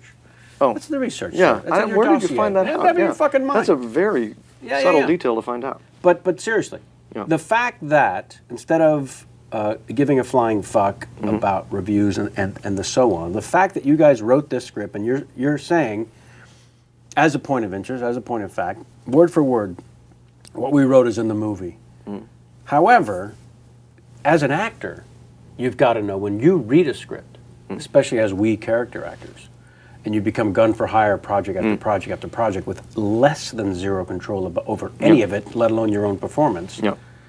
You've got to know that between reading the script the first time, saying yes, and going to see the movie, A lot of things happen. literally 8 million ways to die. Yeah. Without question, without exaggeration. Yeah. So as a Yeah. writer, isn't the same thing? No, in it's fact very, true? it's absolutely. But I'm just saying, like, I don't want to act like the book, like we exonerate ourselves. You don't. Like we just keep wiping our hands and be like, didn't have anything to do with that. No, we had a lot to do with a lot of them that went wrong too. No, you're talking about. Which is why we're so qualified to talk about it. Because Yes. we've been on the nice side, sunny side of the street. And That, we- if yeah. I may, is the joy of the book. Is instead of a nonsense Sid Field, no experience whatsoever, which is why film critics, some of which drive me a little nutty because none of them have ever been anywhere near the making of a film. That's not true. I think Roger Ebert wrote a movie. Didn't Roger Ebert write Beyond the Valley of the Beyond the Valley of the Dolls? Not just a movie, that That movie. movie.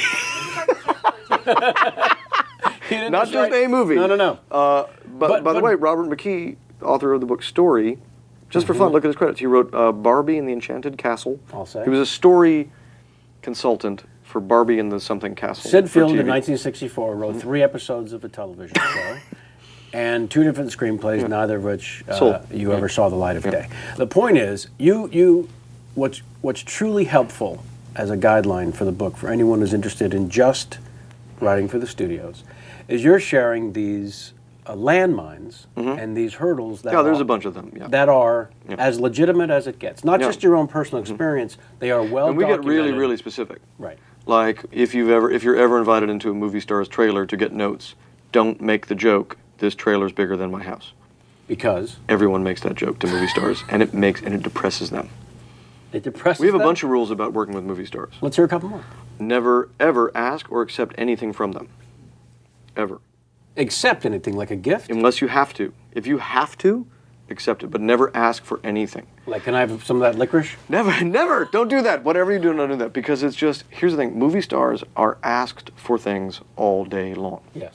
People never stop. If you're around movie stars, you realize you're like, oh my God, the reason they have all this security, then people aren't going to stab them. People are going to ask them, you know what, my grandma's dying, and could you just sit at her bedside for about 45 minutes tomorrow? Would you call my friend and call leave my a friend on message the on his- phone?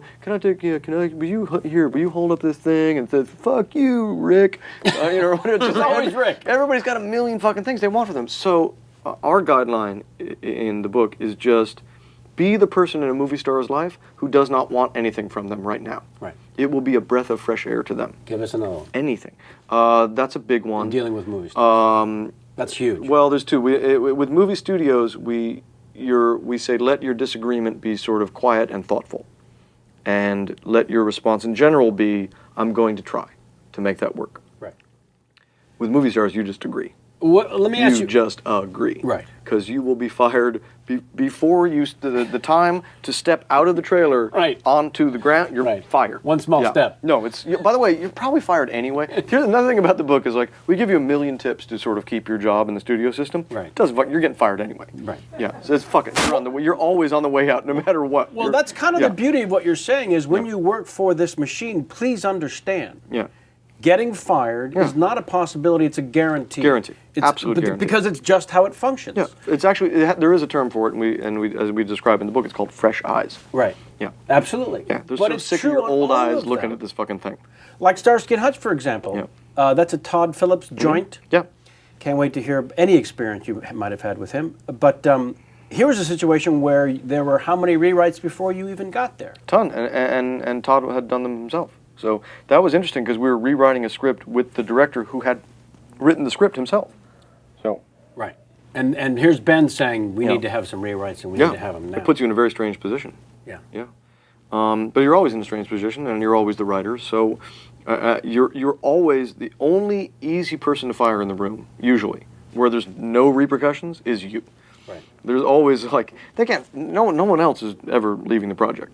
You're fucking out of here right now. You're the first finger You're the pointed. first thing. It'd be like this.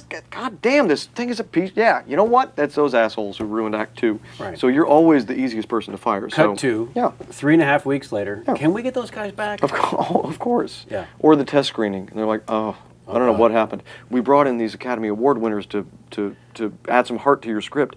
Now it's not funny in the test screenings, and everyone hates us. So there's some of that too. Please come back and bring the fun. Please. Like, why didn't you shoot the thing that we wrote? If only we could benefit from a little something I like to call Who Tweeted? What the fuck? What the fuck? Bring it! Roll that intro. Bring it, you son of a bitch. Roll it. And then we'll drive you home. Wait, you'll drive me home? I have a vehicle here. I have to take. Oh, my car's been towed. That was a rental that my sister-in-law that I borrowed. That's why it had Arizona plates. Oh God. Is that why you pulled up in a Charger? Is that what pulled up in a strange vehicle with Arizona plates? Is it a Charger? It's a weird car. It's the new Charger. Yeah. Hi, hey guys. Hey Sam. How's it going? It's going great. You tell us. Oh, this is the best episode ever. I'm going to pretend like I have one of those password boxes in front of me. Okay. Yeah, please do. There you Space go. work. Yeah, Oh, nice. that was good space work. That was very nice. All right. What have you got for us, Sammy? This is Who Tweeted. Okay. I'm going to go over the rules with you one more time. So I'm going to read one at a time a series of 8 tweets. And then at any point while I'm reading it, or shortly thereafter, you ring in by saying your own name. Okay. And then you have 3 seconds to say whether you think that tweet was authored by Tyra, Paris, or Bieber. Ring in, you get it right, you're going to get yourself 5 points. Great. Ring in, you get it wrong, you lose 3. There's a penalty for getting it incorrect. And how many we're playing to 1,000? We're playing for a total of 8 tweets. Oh my God. Okay. Maybe a It's going to be tiebreaker? over before I even know. Is there a prize involved, Sammy? How about that? Very limited. $20 US. 20 US dollars. A dancing Andrew Jackson. Worth something like That's the drunk Andrew. 8 right? Canadian dollars, right? Yeah. Something like that, right? It's very, very close. 2.3 euros. Hey, nice. Very nice. Tweet number 1. Check out my boy at Brett Ratner's new trailer for Tower Heist, starring Ben Stiller and Eddie Murphy. Tom. Tyra. Ooh, sorry, no. Oh! Then I know who it is then. Paris. That is correct. It was Paris. Don't worry. It's early. Tweet number 2. I thought there was a Tyra Love it when Eddie. the I guest takes it this seriously. thought there was a Nothing is Tyra. making You're me gonna happier. Let me show you what the thought process. I thought, is there a Tyra Eddie connection maybe or something like that? I've been to Eddie's house. Don't Have ever you? think them. Yeah. I'm going to need more on that. Wow. You know the painting from the opening of Good Times? Uh-huh. That painting that they're panning across? Hanging on the wall. No way. Yep. Oh, man. Yep. That is pretty funny. While I was there, Bentley Coupe was delivered. Just delivered. Yep. Yeah. He hadn't even seen it. Third person we meet, walk in the door. First you go through 2 gates. There's a big gate and there's another gate. Then you get through the door and then there's a big guy. Right. The next guy you meet, Arsenio Hall. Always there. Totally not kidding. Every night. On a given Wednesday morning, Arsenio Hall. So does Arsenio Hall work at Eddie Murphy's house? I don't know. I that can't what say you're for saying? sure. I don't know. All right. All I know is I got to see the painting from Good Times, which is hanging on the wall, and Arsenio, all at once. That's a good day. That was a good day, sir. You should know we're talking about Eddie Brill. Okay, next week. Okay. Tweet number 2.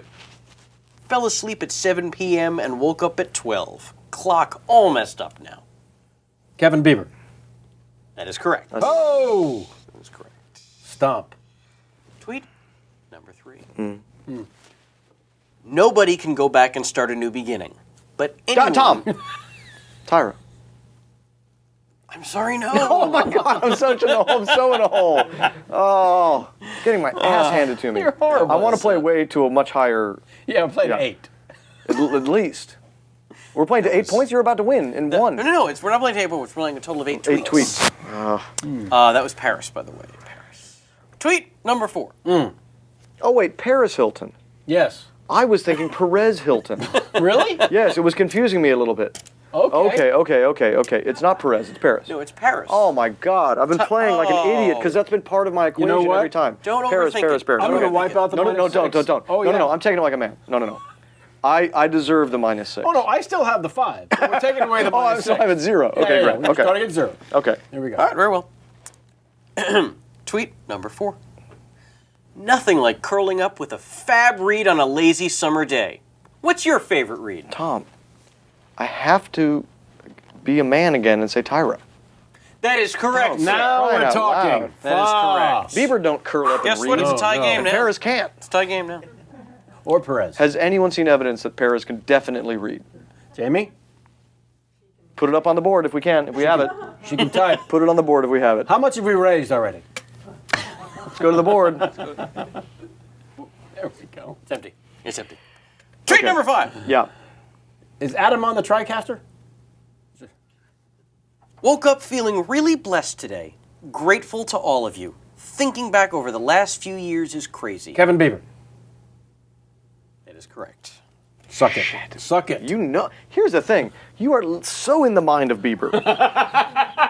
like, I can't get the other two. But you throw Bieber at me. Bieber, you just have a handle We're fairly on what a certain. prepubescent Well, lad. He's Yoda, A, and we've Okay. lied together. Okay. I thought he was your kid. No. I thought you were Bieber's dad. Isn't it weird when you get to this age in show business? It turns out Anna Kendrick, I'm doing my second movie this year with Anna Kendrick, and we both had the same birthday, which was like a week ago. And I was like, oh, that's so exciting. I read it on some, one of those dumb sites. It's like, hey, here's a couple people news. I literally could be her father. You best her by 20 years? Oh, yeah. And it's just weird when you find that out. Yeah. 9th? August 9th. 5 points. Was the first one Rapture Palooza? Is that? First one was Rapturepalooza. Again, the Rain Man stuff's almost Well, no, getting my it's getting friend John weird. Daly is in the John is in the Daly's a film. wonderful guy. So that's how I know of this picture. All right, tweet number 6. All day photo shoot. Long day. Paris. I'm sorry, no. Oh! Sorry, that is not Paris. You were performing it like Paris. I was performing it as it was written. You were performing it exactly the way Paris would gripe about that shoot. It was all caps. All caps. Oh, all caps. All caps. That was a good read of that then. That was Bieber. I It can't was win. Bieber, and I didn't come up with it. I jumped in very early. How many questions remain? 2? 2. Both worth 10 points. No, we don't need to do we're that about yet. to- We don't need to do that yet. Oh, I can't win then. It's only 10 to otherwise. 2. No, I have nothing. No, you're plus 2. Yeah, you're Oh, I'm plus plus 2. I thought I was at -3. No, sir. Okay. Tweet number 7. Ever get called out for your wild style? Read my latest blog to see why being... Kevin Tyra. I just like hearing you read that sentence in English that someone said. In fact, read it again. Read it again. Ever get called out for your wild style? Read my latest blog to see why being worst dressed sometimes rocks. Whoa! Boom! I said Tyra. The answer is... We know it is. Don't even tell him. It is. Tweet number 8. Which, as it turns out, is worth 14 15 points. 15 points, so I could really come from behind. I could Yep. have a quiet 17. 17 again. Live and love life. You only live once. Come on. I won't do it. You can only kill yourself. Tom, I'm going to go Biebs. No, it's incorrect. Son of a bitch! That was your Fuck nemesis. this country and everyone in it. That was your pal Paris Hilton. Fuck this country and everyone in it. You're not wrong, sir. So You're not wrong. Oh, except about that. Oh, that's an enormous bummer. Sammy, thank you so My much. pleasure, my absolute pleasure. Once You're again- gonna get him next time, friend. I don't know that I am, You're actually. gonna get him next time. You know, I really don't know that I am. All right. I felt like I was right most of the time on that one. It's all about what. Celebrities have so much to say. Tweet it. It's also The Barack game that Obama. we just played. Or one of the Osmonds. Or any Osmond. The Jewish Osmond? Okay. My favorite one. Hey, is Steve Carr still attached to Boondoggle? Yep. I like him a lot. Yeah, Steve Carr's a great guy. Yeah, I think I've written on a couple things that he... I wrote on a dreadful film And how is my called, part shaped? Rebound that I was almost... Rebound. Yeah, in fact, they wanted me to play the vice principal. I'll say. Yeah. And I didn't. Horatio Sands ended up playing it. Although I almost did because I thought it'd be interesting to write a coffee table book about, like, what's it like going to work with Martin Lawrence every day? That is a book. That was why I was thinking maybe it would be interesting. Yeah, it's more of a nightstand book. Yeah, If yeah. I could. Exactly. Yeah. How is my part shaping up in Boondoggle? It's great. It's never changed. Okay, good. If the distribution comes back together, which I think it might, by the way. I do want to hear about you doing stand-up now. We talked a little bit before we went on, before we questionably started streaming live. I started doing stand-up, and here's why. Because two things happened. I read Steve Martin's book, Born Standing Up, Right. which was very inspirational. And if I may, you were inspired by the following. Cut any material from the act that had any provenance. Provenance, yeah. And what was that specifically? How did that? Oh, that's from the Steve Martin book. It's just he wasn't doing any material that was directly inspired by something else, which is pretty amazing. I certainly can't do that in my stand-up act. It's impossible. It's impossible. He's a different level of guy, though. Born Standing Up is one of the all-time great books. My entry into stand-up is very accidental, and it has to do with Patton Oswalt catching colds a couple of times. Please tell. That's literally the entire impetus for me to start doing stand-up. Is I'd been working on material a little bit, thinking I might one day go out and do it, but I never got motivated to. And in fairness, I probably have such a soft lifestyle as a writer and actor that why would I do that? Because it is the hardest thing of all of them by far. But because of that, easily the most rewarding. Very thrilling. Yeah. Very, very thrilling. It beats all the drugs. It beats them all. Live on that when stage. When it's going well. Living and dying by your own wits, moment by moment. Crowd loves you, hates you. Hates you. In a second. Yeah, it's really amazing. Yeah. Patton, there was like one cold and flu season where he got kicked his ass. That really kicked his ass. He just got 2 or 3 colds. Either he got real colds or he just wanted to watch The Wire. First one was real. Yeah. First one was real. Next two, he knew he could count on you. He had The Wire in his Netflix queue, and he's like, you know what, Tom, we'll go out and do it. So I filled in for him at like one show, and that's when I got bit. What happened? Yeah, it was good. It just went okay. And I'd never, ever done any of this material. You used one of his sets for open mic. Of course, I did. Oh, no, and by the way, I did KFC's Famous Bowls. I did the entire Werewolves and Lollipops album.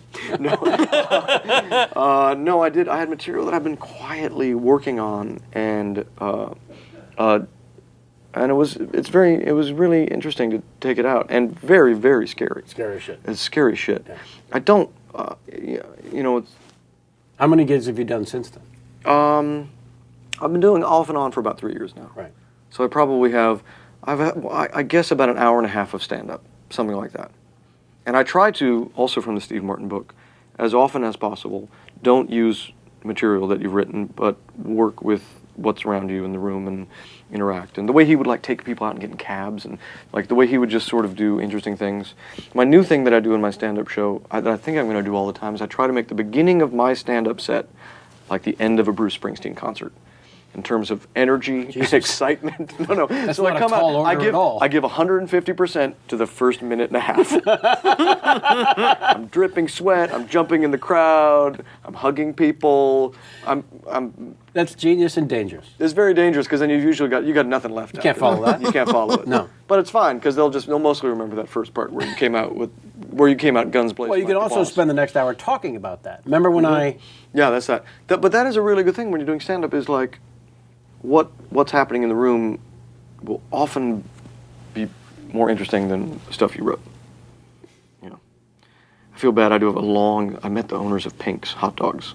Please tell. I have a long section in my stand-up set called Pink's. Here's the bit. The bit is called. Why would anyone stand in fucking line for an average hot dog? Yes. Here's what it. So they're not a sponsor, right? Not anymore. So here's my bit. My bit is like there's a place in Los Angeles called Pink's Hot Dogs. If you've never been, here's what it is. They take a meerkat carcass that they found in a garbage dump. They put Tic Tacs and Altoids and whipped cream and s'mores and shit that doesn't belong on a fucking hot dog, and they call it a Martha Stewart dog or whatever the fuck it is, and then they sell it to you after you've waited 90 minutes to get it. Mm-hmm. And my theory about Pink's is just that people go there because there's a line out front. Right. So I'm gonna I then say I'm gonna open a business next door to Pink's called Greens, called Awful Little Midgie's Pretty Hard Ball Slaps. I'm gonna need to hear that one more time. It's called Awful Little Midgie's Pretty Hard Ball Slaps, and here's what it is: it's a labyrinth, like a haunted house that you walk through a labyrinth in the dark, and then at some point, with no warning, Awful Little Midget comes out and slaps you in the nuts pretty hard. And that's my and then it goes on for a while, and then at the end you get a T-shirt that says "I got mine slapped," or Off a little midgets, pretty hard ball slaps. Now, will you the end of the will joke- you pay people to stand in line out First front? couple days, and then after that, boom, It'll have its I'll own be as line. successful. Because, and then at the end I say, because at the end all that happens is you get slapped in the balls pretty hard by a midget. You don't have to eat a Pink's hot dog, so it'll be even more successful. Then I met the owners of Pink's. How? They were at an event for the USO where they were giving free hot dogs to the troops. Of course they were, because they give a shit. Because they give Unlike a shit. you and your little ball slapping midgets. And I've never felt like a bigger dick in my entire life. I almost started crying. They were so nice. I've been doing this awful little midgets bit where I just like for a while. Yeah. And then I met these saints, these two women who are saints. Yeah. Who own the restaurant Pink's. Meant no harm. No. Not only do they not mean harm, they're out doing good every day, supporting the troops, giving them hot dogs, full of patriotism, team spirit. They're also lovely people just to be around. God damn it, I feel like such a dick. I'll never recover from Now, that. they didn't know about the bit. You just knew that you'd been doing it. I knew that I'd been doing it, and I was looking in their eyes. You ever done that? Like you have somebody you have a joke about, and then like you meet them and they're great. Yeah. They're just great. Yeah, it was Just a champ. It was a point where I realized there's no reason to build material around somebody else's inadequacies unless it's Britney Spears. She's the only one. Or now Lady Gaga.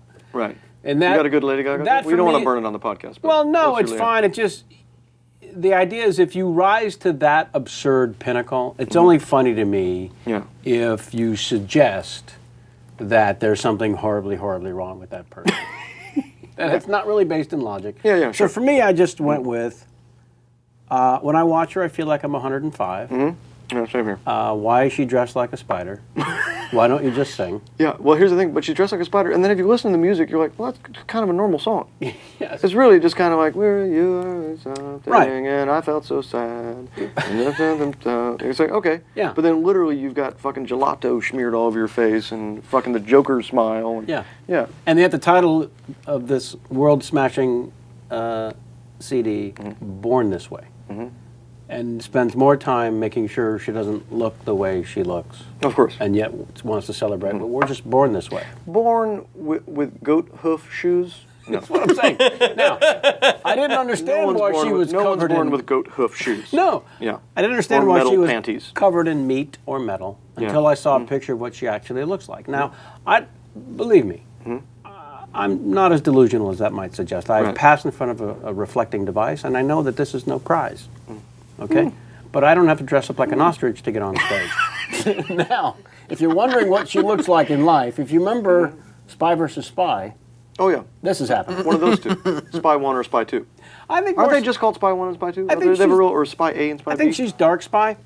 I believe you had it right. It's 1 and 2. Thank you very much, Sam. No problem. Sam, by the way, good posture is like wearing a tuxedo. I don't know what to tell you. I don't have a table to lean Everyone on. looks good in it. I don't have a table. Why is this night different from all other nights, Tom? Because I get to lean back. Okay.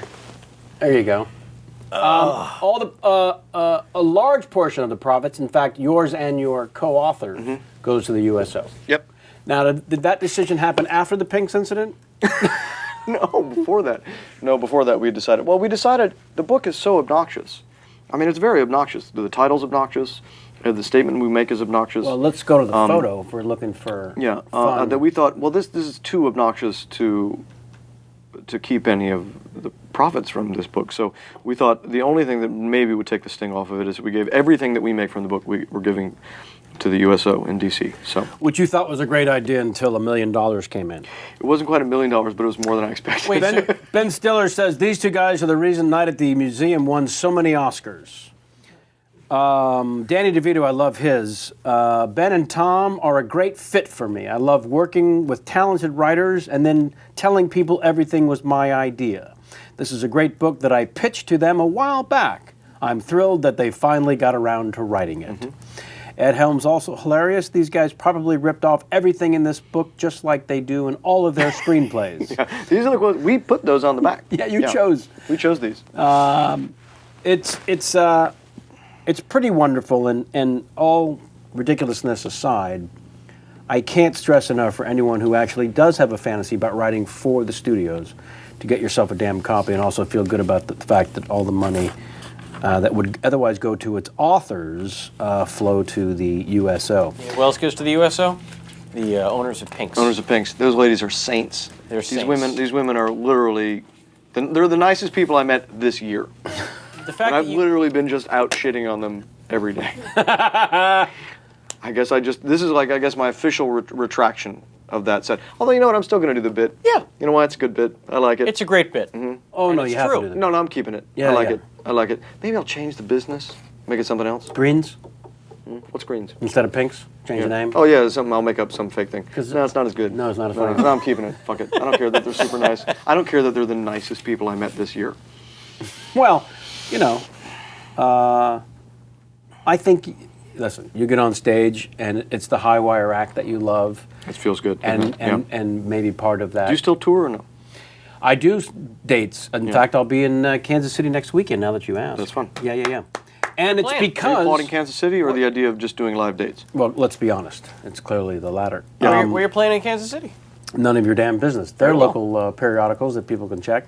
You don't. You're not even going to mention on the show where you're playing next week. No, I want people to do a little homework. Why? Look into it. Why? Why? Because if you really give a shit, you should find out. Yeah, 'Cause come on. It might. What if it sells out? That's hilarious. Are you, in fact, sir, gearing up to being possibly ready for your Larry King game? I warned you at the outset. Yeah. I forgot about it. Though. I've held you here for No, I almost remember 2 now. hours. Now I forgot. Yeah, I got to try to remember what he sounds like. I'm going to give you a couple minutes to gather yourself. And in that time, I do want to say that I'm an immense fan, and I am extremely pleased that after rescheduling and canceling 6 times, we were able to finally do Me this. too. Thank you. I apologize for that. No apology I'll be necessary. honest. I have not really. I got home yesterday. I've been around been the world and back. nonstop. It's been a really long, crazy year of going places and doing things. So I apologize. This was literally the first time I could do it, and here I am. So thank you for having me. Oh, no. Yeah. That was not meant to gouge you for an apology at all. I really am grateful, and I really am a genuine fan. If not for the fact that you're working with Wriggle, then you... And, maybe I will try to get some sort of face merkin. Not Whether even- it's Wriggle related or not. I say make it Wriggle related. Yeah, maybe I will. It's patriotic face merkin. Which, by the way, pretty good band name. Not a bad band name. Patriotic face Face merkin. merkin. Yeah. Come on, you guys. Should We we did do it. the Ask Kevin's now? Just kidding. I got Larry King. When you're ready, you want Too me to go much over the rules information. again? I know it. Bad Larry King I impression. know it. And then don't forget to go to the phones at the end. I know. All right. Yeah. That's your camera when you're ready. Yeah. One of my nuts is the size of a grapefruit, the other as shriveled as a raisin. Buffalo, New York. What's your question? Nice. How's that? Nice. Was that anything? Not sack related. Yeah, whatever. You're not going to lose. When Well, yeah, go cheap. When in doubt, go cheapen the. Go cheap- beneath? Go lower. Lower the bar and then wiggle underneath it. Okay. All right. People, is there a site people can go to check on the goings on? No. Fuck no. Why? You're too busy for that. It's ridiculous. No, I have a Twitter. Yeah. Yeah. Follow the Twitter. I just at Thomas Lennon. Well, if you want to hear some dumb shit, What is your favorite thing about here's the something Twitter I tweeted so last far? night. Okay. I tweeted a really good. You want to see a picture Yeah, I tweeted yeah, last night? please. I'll show you real quick. It was I took a picture. I said I wanted to teach my son that through imagination, anything is possible. You can't zoom in. Oh, never mind. Kenny, let's zoom in a little. Let's go ahead and No, zoom in you don't a need to little. zoom in. I'll hold it up to this one. Oh wait, that one not going. No, right here. Oh, that one. Zoom in a little, Kenyon. You can do it. With imagination, You can do anything it. is I know you can. possible, including Admiral Akbar fucking a mermaid. You taught your 2-year-old that? Yep. Yeah. Yeah. I'm raising him like you know how that movie 300. Yeah, as a Spartan? Raising him to kill. Yeah, he's got to go at some point. He's got to go kill a she wolf Otherwise, if he wants to live up to your if he expectations. wants to live. It's either him or the she wolf. That's a first. Yeah. For us. Never retreat. Right? Kill that she wolf. Kill that she-wolf. You or him. Yeah. Yeah.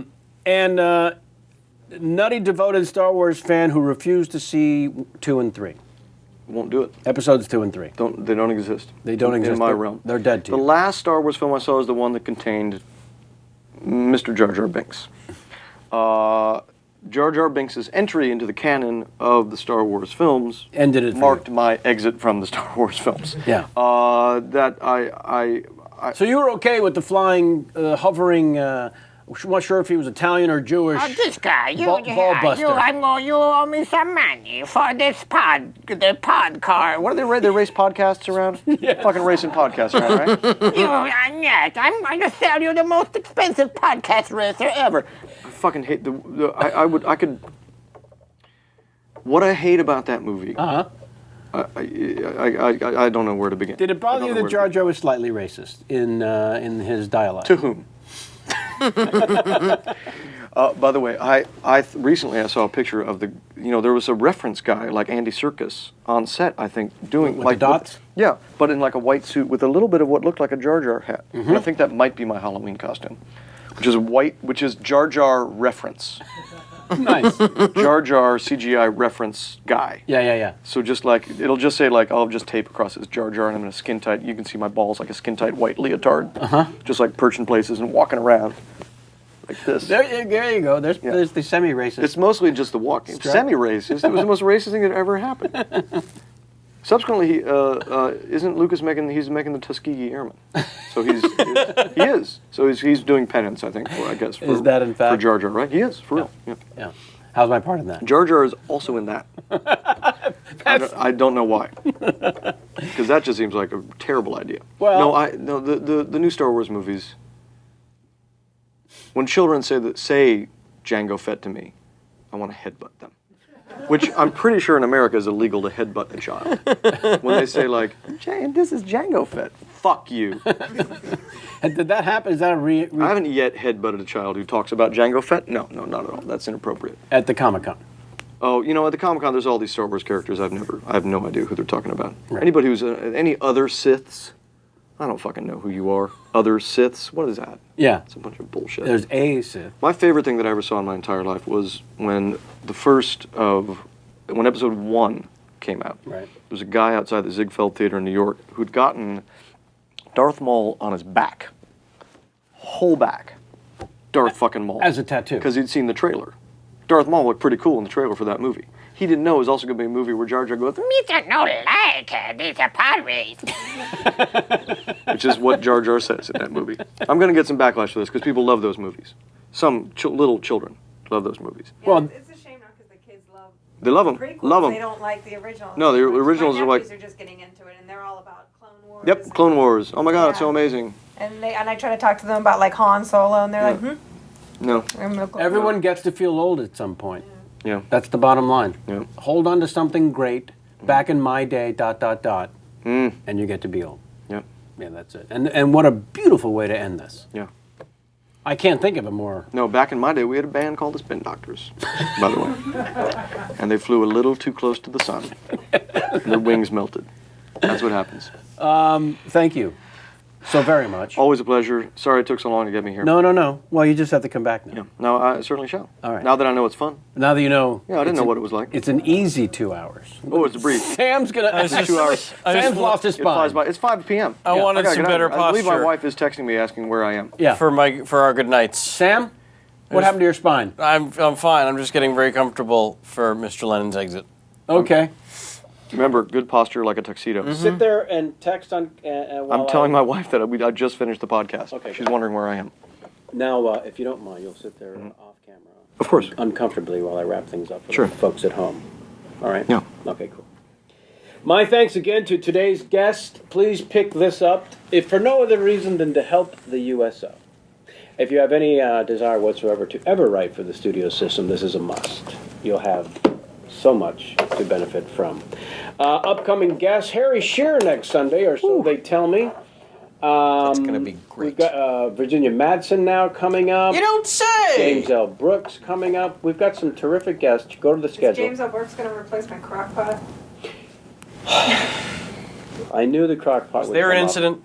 There was an incident. We don't know who broke the lid to the crock pot. Yeah. James L. Brooks did. James L. Brooks It may did. have been him. He is a suspect. But he is a suspect. He's the leading suspect. Can we get Chaz Palminteri on the case? Nice!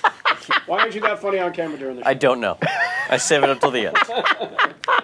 I have to wonder, as we close things out here on this particular show, I do want to thank, in the studio here, Dr. Chen, Sam, and Jamie. Outside, we've got Jim Ewing helping again, and intern Adam, who's returned to the fold, and of course, Josh Negrin and Jason McIntyre. We're missing Emily Goodwin, and as I mentioned, our director, which is why, well, never mind. But the crew for the last 2 hours, 1 minute and 42 seconds, although not all of that on the air, much of that without sound. About the 40 minutes we got, right? 40 We got minutes. a usable 40 minutes of this, yeah? We'll cut this together sweet. Yeah. Those will be the tight 6-minute set. I wonder what the crew out there, while wrestling so vehemently with the cables to launch this particular shuttle, what they've been up to. This is the time of the show we like to do what we call the crew gag. Let's go to it now, shall we?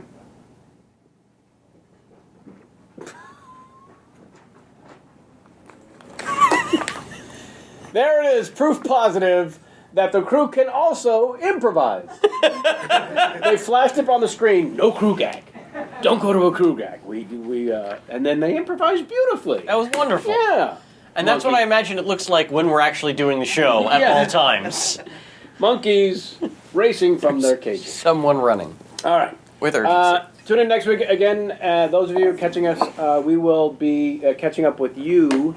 But we asked you a while back to tell us how you view the show or listen to the show. What is your ritual?